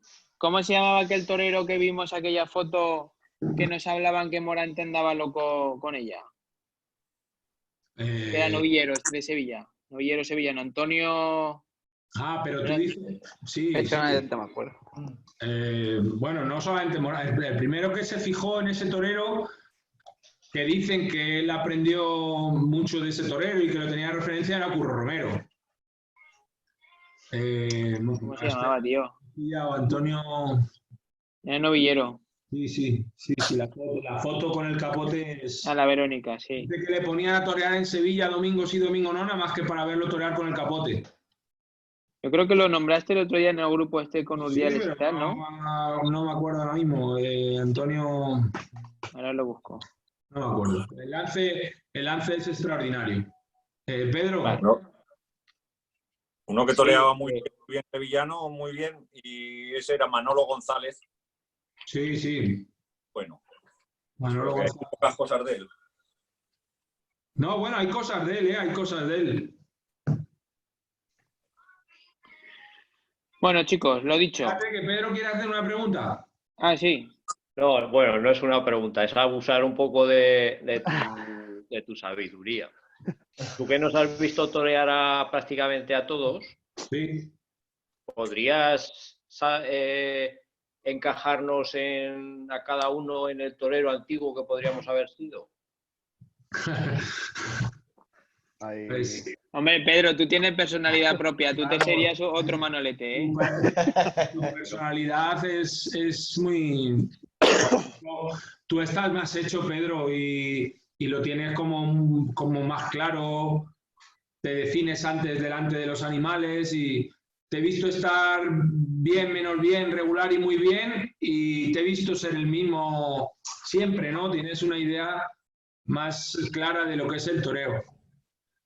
Creo que tu concepto es un concepto clásico de torero bueno, de, pues eso, es que no sabría a lo mejor a quién equipararte, pero te podría equiparar perfectamente a un torero similar a Pepe Luis Vázquez Hijo o a un torero como Sánchez Puerto, ese tipo de toreros. Ojo Sánchez Puerto, ¿eh? Ya está, ya la has liado. Ya he comido. Ya he comido. No hace falta que coma. Come, hijo, que es lo único que nos queda ahora. Antonio Pues sí. Gallardo, Antonio Gallardo. Ah, Antonio Gallardo. Ahora la busco la foto. Lancia la pública que nos han contado que Morante se iba a desayunar todos los días a una tascalla en Sevilla donde estaba la foto a mirarla nada más. Sí, en Triana. Ahí íbamos todos allí, a Triana. Pero Antonio Gallardo influyó mucho en toreros de los años, influyó mucho en Curro, ¿eh? Sí, ¿no? ¿Y de ese hombre hay algo para ver? ¿O no? Fotos, hay alguna foto. Gallardo no he visto nada más que 3 o 4 fotos. Es que no llegó ni a tomar la alternativa, creo. Pues está Miguel. Sí, A ver. esa es. Espera. Esa es. Mira, no te muevas. Sí, No te muevas, Nacho, que no te encuentro. Esa es. Es esa. Esa es. Perfecto. Así que eso, chavales. Oye, los aspirantes, hablaros entre vosotros y preparad una introducción sobre Manolete. Alicia no ha preguntado absolutamente nada y Nacho tampoco. No, eso es verdad. Venga, 2 preguntas. Yo estaba escuchando, ¿eh? Yo también, ¿eh? Ya, pero bueno, preguntad algo si queréis. Es que la verdad que yo de historia he leído poco, Pues si te digo la verdad. Yo creo que esta charla de hoy, lo que viene para hacer así y dejarte un poco desmadejado y decir, no tengo ni puta idea de esto. No, voy a sí, ponerme a leer un poquito. Sí, Es que es muy interesante, ¿eh? No hay que agobiarse para nada, porque no hay que agobiarse para nada. Pero hay que entender que es importante, es fundamental y es muy bonito. Es muy bonito pues porque en cualquier conversación te vas organizando, haciendo tu esquema en tu cabeza y sabes un poco dónde encuadrarlo, dónde no, y al final vas a una charla de toros y sabes seguirle el hilo, te lees un libro y sabes seguir el hilo de la conversación. Luego lo importante de los libros, además, es que tengáis claro lo que ha dicho Paco al principio, que según qué libro te cojas te lo van a contar de una manera. Absolutamente. No es lo mismo leerte un libro de Pepe Alameda que de Andrés Amorós.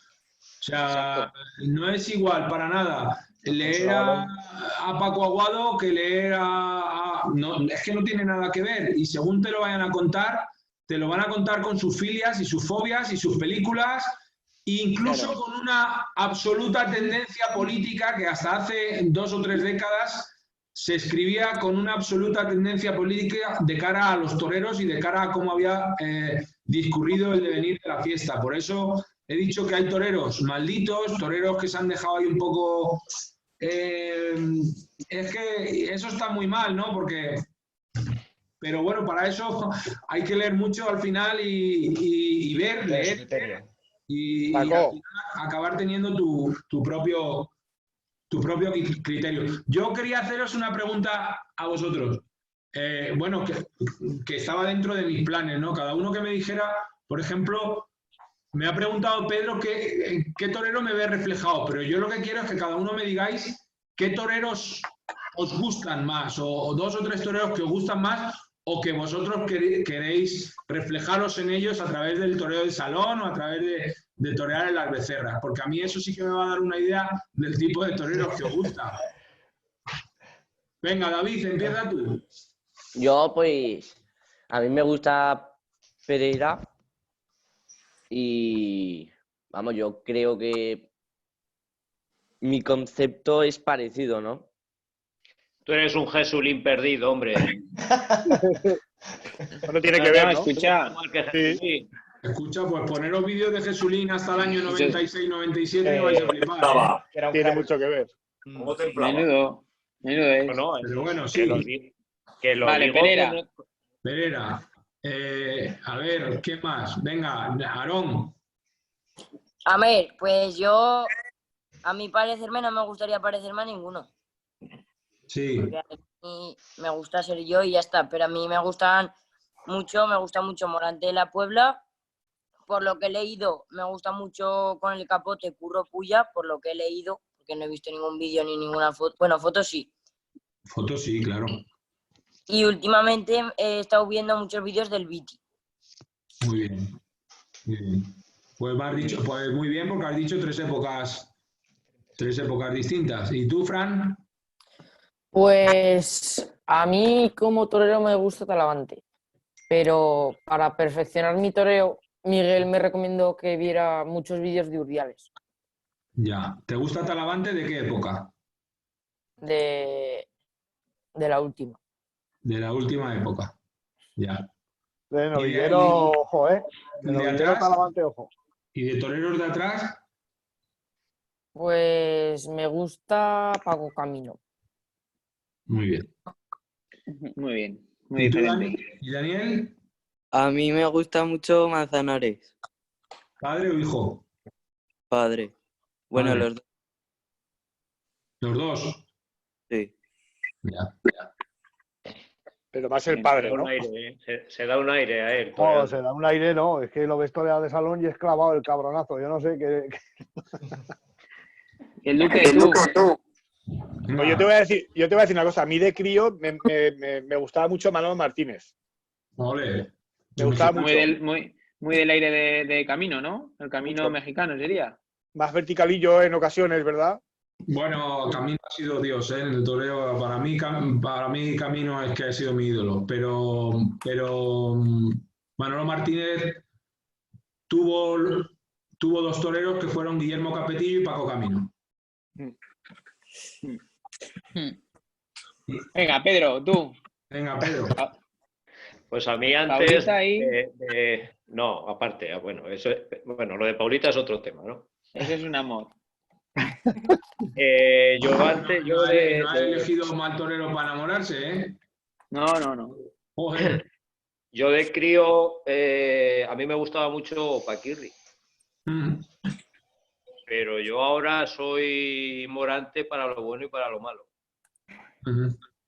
Muy bien. O sea, a mí aunque mi concepto de cuando yo toré sea otro, ¿no? Porque yo soy incapaz de hacer lo que, ni por asomo, ¿no? Ni en las formas ni en el contenido. Pero a mí es que Morante me llega incluso hasta más que Aguado. Claro, es que no tiene nada que ver. De comparar ya con los gitanos. Todavía no. A ver, tampoco Como ahora está de moda, poner a uno y a otro, pues yo qué sé. Tampoco los 2, 3, 4 primeros años de Matador de Toros de Morante son los de. Claro. Sí, Ahora. sí, claro. Hombre, hay que darle tiempo a Aguado, los toreros y a Aguado todos. si sigue así, si sigue en esa línea, puede convertirse en lo que él quiera. Yo no estoy tan de acuerdo ahí, no. No lo veo, le veo un techo mucho más corto que no, ya no te digo que a Morante, porque es que Morante es histórico, ¿eh? Es que hemos confluido en una época de varios pero le veo diferente. Creo que si Aguado hubiera nacido en otra época, podría vivir de torero bueno y de torero artista y bueno muchísimos años, pero ahora como está el toreo, le veo el techo un poco más corto de que la gente ve o que la prensa ve o que hasta ahora se ha dicho, aunque a mí me parece que es un torero que todavía tiene muchísimo que decir, ¿eh? Un gran torero. Luego te digo una cosa, es que a Morante aún no se le ve el techo. No, bueno, lo que pasa es que como tiene la cabeza a las 3:15 el pobrecito mío, pues... Sí, eso es verdad. Yo quiero hacer una pregunta, antes de irnos. No, pero me tenéis que decir más torero, venga. A mí, Alicia, José Manuel. A mí, por ejemplo, me ha sido mi referente y me he pegado, bueno, dialécticamente, ¿no? Me decían que estaba loco. A mí me gustaba mucho Luis Francisco Esplá en todo el concepto. Sí. En español, pero desde siempre, ¿no? Que lo tenía, desde que él entraba por la puerta, ya estaba toreando hasta que salía todo. Y ya no solo con los trastos, sino cuando estaba fuera, cuando no le tocaba. Siempre estaba. Y luego me ha gustado mucho y lo he admirado a un torero mexicano que hace poco ya se retiró, que es Eloy Cavazos. Sí. Entonces, esas dos. Esplá desde el 75 al 90, desde el 78-80 al 90, Esplá con la muleta toreaba muy bien, ¿eh? A mí y siempre me decían, no, y solo tiene las banderillas, y yo digo, pues a mí me... No. Luego ya es verdad que Esplá encontró su sitio, se encuadró dentro de la tauromaquia, lo supo hacer, supo encajar, me refiero, con los públicos muy bien y se escaqueaba más de apretarse con los toros con la muleta. Y ya andaba más para aquí, para allá, y ya el concepto estaba tan definido sobre la lidia total que los públicos esperaban pues el pararlo, sacarle del caballo, el quite, el banderillearlo, la faena con cierta variedad y el matarlo de una forma diferente. Pero cuando Esplá competía de manera directa con toreros como Paquirri, con toreros así fuertes de aquella época de los años 80, Esplá, aparte que le calzaron 4 o 5 fuertes los toros, Esplá se apretaba con los toros y con la muleta tenía mucho más mensaje que al final de su etapa, ¿eh? Y luego, y sobre todo con Manzanares, era con el que más se apretaba. Claro, por eso entiendo que por lo de Alicante y tal, sí. Muy bien. Venga, que faltáis algunos. Alicia, para mí... Nacho, venga. Para mí me pasa como a Pedro. Morante es quizás lo que más me emociona cuando voy a la plaza. Sí. Pero luego tengo Paco Ojeda y el Juli, son dos toreros que vamos, que me tienen loco. Sí. El poder que tenían esos toreros. Hay toreros que lo tienen, pero no, yo pienso que a ese nivel no. Ahora mismo, ¿eh? Claro. Está Rocarrey, pero el poder y mantenerlo tantos años. Claro. Es que no es fácil, claro. Lo que pasa es que luego hay que ver qué toreros dejan mensaje y qué toreros escriben una página en la historia del toreo y qué toreros, por muy figuras que sean, van a pasar desapercibidos. Muy bien. Muy bien. ¿Faltan algunos más? Yo por ejemplo, Padilla. Para mí Padilla, no sé, pero es más por lo que me transmite a mí y porque veo la dificultad que tiene, que ahora, a partir del percance, sobre todo, el hacer lo que hace con las limitaciones que tiene. A mí eso me parece increíble. Ya fuera de cómo toreo, dejé de torear, pero esa parte a mí me parece increíble. Sí, pero quizás admiras más al hombre, ¿no? A la parte de superación y de... Sí. ¿Y de otras épocas, de otros toreros? No sabría decirte porque, no sé. Y Manol. Sí, eso por supuesto. Eso me pasa a mí como a ti con Paulita. Es una cosa que no... No, pero no sé. Por ejemplo, Ponce también me gusta mucho. Talavante, pues que no sé. Sí. Bueno, muy bien. Buenos toreros. ¿Quién falta? Yo me quedo con Pedro y con Nacho, con Morante. Morante también porque, no sé, aparte de todo lo que sabe, a la hora de andar por la plaza tiene que enseñar mucho a muchos toreros que siempre van con prisas, que van con con mucha velocidad y él siempre lo hace con un poco más de espaciosidad. Simplemente el andar por la plaza.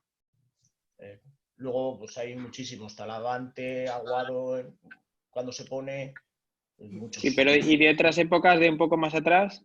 Y de otras épocas, pues no sé, Paco Camino. Paco Camino me gustaría mucho. He visto algunas imágenes en fotografía de Rafael Albaicín, Sí. que también me llenan mucho. Sobre todo, y cada día me llena más el toreo de capote que el de muleta. Sí, sí, Me muy bien. parece una expresión increíble. Los que aprendáis a torear con el capote vais a acabar toreando muy bien con la muleta sin querer. Así que el capote es algo que no lo queréis ni ver porque es tan complejo y difícil y hay que machacarse con el capote porque te da una coordinación, una intuición y una forma de aprender después para el toreo de muleta importante, ¿eh? Aunque perreemos más con el capote, es importante atreverse a probar cosas y sobre todo a torear bien a la Verónica y a mover los trastos y tal con el capote. Daniel no ha dicho no. Sí, ¿no? Sí, Daniel, sí, falta Edu. Sí, que ha dicho, falto yo. Falta Edu. A mí, bueno, que yo no soy ni parecido ni creo que me parezca en la puta vida. A mí siempre me ha gustado desde siempre, aparte de que el día que le mató el toro a Paquirri, pues es el día de mi cumpleaños, pues siempre me ha transmitido algo que decías, hostias, este tiene dos cojones como el caballo de Santiago. Siempre me ha gustado el que más, el ídolo mío es Paquirri, luego Palomo Linares, y el otro, ¿cuál era? Pues sí vas por el estilo de ellos tutoreando, sí. Siempre me ha gustado Palomo Linares, Paquirri, y son los que más. Y de ahora sí, más o menos, que no se habla mucho de él, tampoco torea mucho ahora, es Finito de Córdoba. Sí. Finito de Córdoba yo lo veo que tiene un temple exagerado también. Sí. Que bueno, no sé, ahora por ser fiel a él o lo que sea, pues los empresarios, pues no. No, bueno, hombre, Finito ha hecho ya su carrera también, Edu. Hay que entender que Finito ha hecho ya su carrera y bueno, pues eso, está muy bien. Mucha variedad. ¿Y tú, Paco? Pues yo de cada época podría encuadrar a algún torero, pero mis toreros fetén han sido Pepín Martín Vázquez, Paco Camino y José Tomás. Que luego me dices tal, pues hombre, te diría, como toreros también, es que tengo muchos toreros, Antonio Ordóñez, Curro Vázquez, tengo muchos toreros de referencia. Mi ídolo ha sido Camino, porque he envidiado, le he tratado, le he conocido, he tenido la suerte de poder ir a su casa a tentar y a torear, invitado a poner unas cuantas de veces y tratarlo y me ha ganado también él como persona, pero antes de ir a su casa, para mí Camino era un ídolo y era lo que hablaba antes, admiraba tanto su facilidad, su naturalidad y su arte en el toreo que lo envidiaba, ¿no? Lo veía mucho y lo admiraba porque no me veía capaz por ese palo de conseguir esas cotas. Y luego veo los vídeos de Pepín y me vuelvo loco y veo... Yo he tenido de ver cosas de Antonio Ordóñez, que Antonio Ordóñez el vídeo lo ha tratado muy mal y hay poco de él, porque en Madrid nos íbamos, algún amigo y tal, nos íbamos a la Filmoteca de GAN y nos poníamos vídeos de toros y tal. Entonces, han editado muchas cosas que realmente luego no han tenido mucha importancia, pero he visto cosas de Antonio Ordóñez de épocas buenas suyas que han sido una maravilla. Y bueno, muchos toreros, ¿no? Y luego ha habido una época así un poco maltratada en el toreo, que son los 80, Curro Vázquez, Robles, Capea. Que hay Capea se me ha olvidado también, macho. Capea es cojonudo también. Hay muchos toreros de esa época. A mí Capea no me llegaba tanto porque para ver a Capea veía Camino. Pero que es un poco el palo de... Julio Robles. Que Capea quería ir. Pero bueno, que ha habido muchos toreros, Manzanares Padre, Curro Vázquez, muchos toreros. Lo que sí es verdad que ha sido me soy un loco de Morante, pero he sido un fanático hasta la obsesión de José Tomás. Lo sé, lo he vivido. Pues yo te voy a decir una cosa. Todos que estáis aquí me conocéis. Yo, por mi propia convicción y por las fuentes de las que he vivido, pues soy muy de Curro Vázquez y de Antoñete. Pero es que ahora me tiene loco Manolo Vázquez, macho. Estoy viendo vídeos de Manolo Vázquez. Hay mucho de él, muy buenos, muy buenos.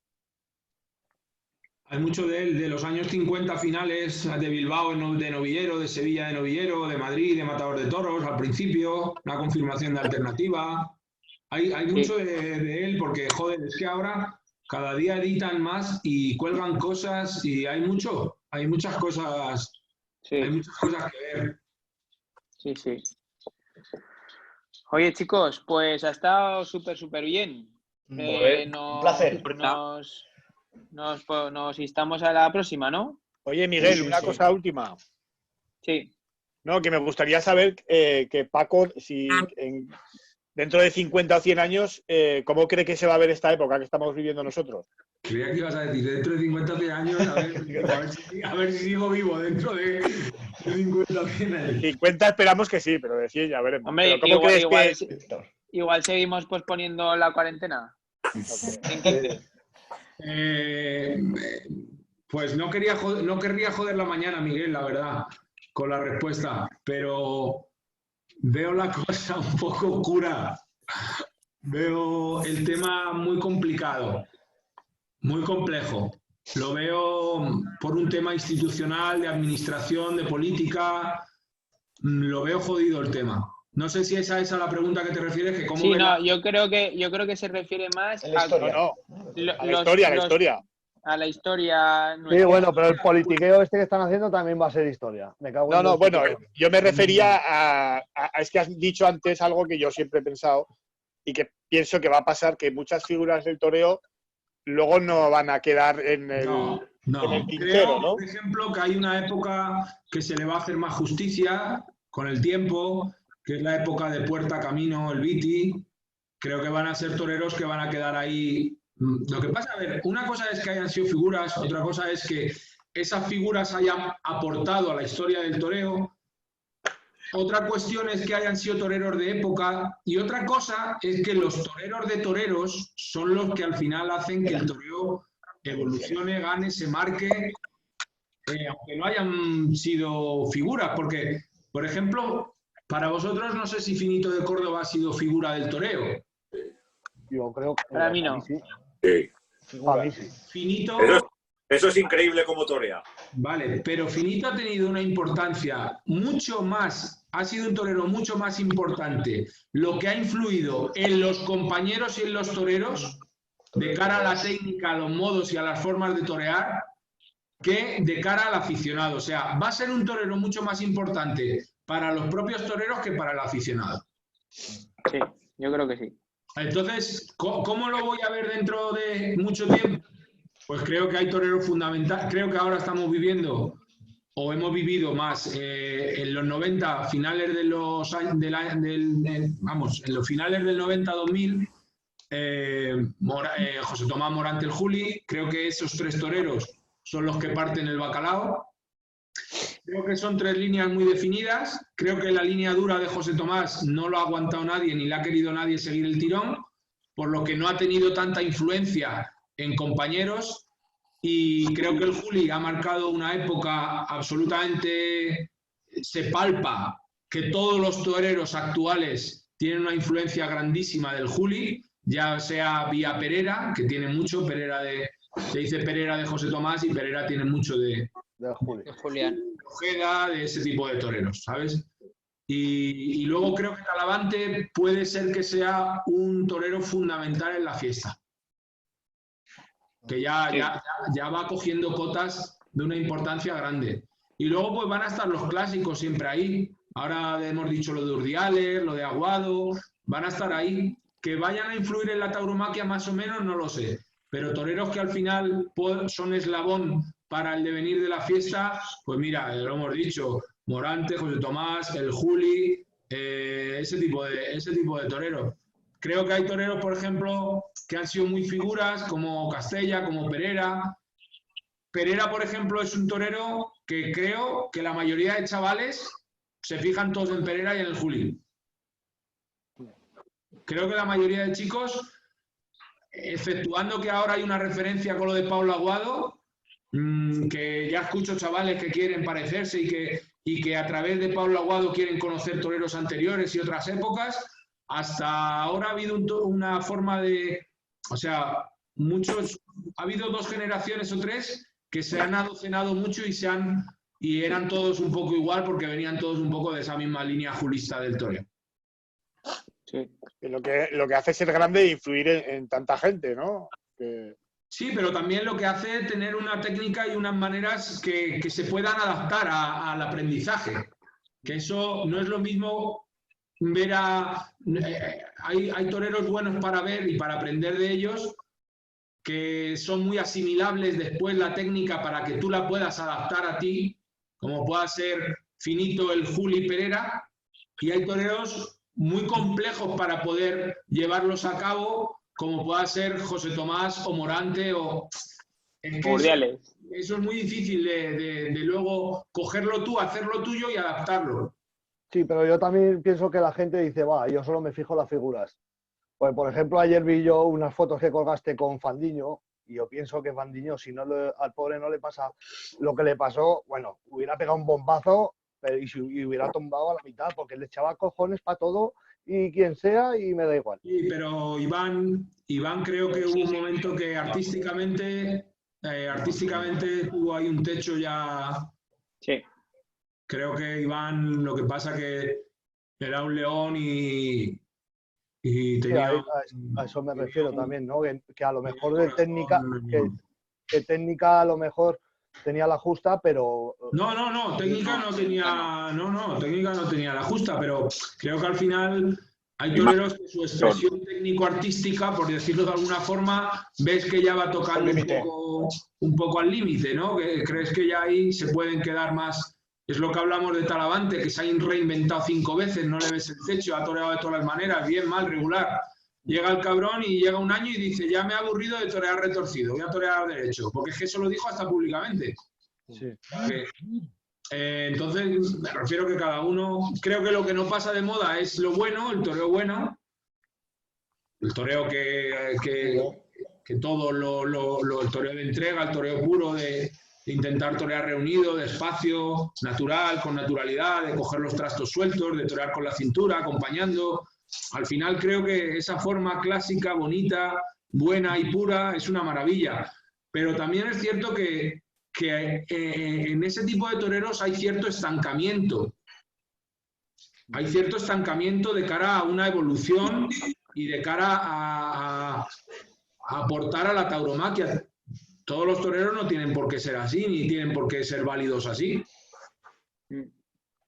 Oye, Paco, una cosa. Me acaba de mandar al grupo que tenemos otro chico, Miguel Pereira, una foto que te la he mandado al móvil. Sí. Mira a ver si el de la izquierda del todo es Uceda Leal. Yo creo que sí. El de la izquierda sí es Ignacio, sí. Sí, es que estaba preguntando que quién era. Es una novillada en Zuera. Sí, pues en el año 93. Es Uceda, es el Chano, es el padre de Cristina Sánchez, es Román, es Cristina Sánchez, sin caballos. Sí.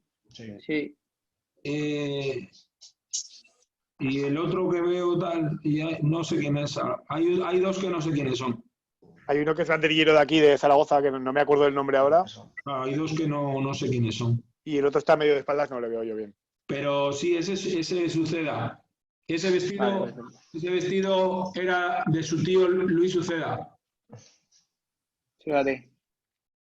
Sí. Vale, tío. Oye, pues genial, muchísimas gracias. Nos hemos pegado 2 horas, ¿eh? Un placer. Se han pasado como el agua. Se me ha pasado corto, sí. Me da la vida a mí esto ahora aquí encerrado, ¿eh? Sí, y a nosotros. A nosotros. Seguimos, Alio. Muchísimas gracias, ¿eh, Paco? Y encima creo que ya tengo hecha hasta la comida y no la tengo que hacer.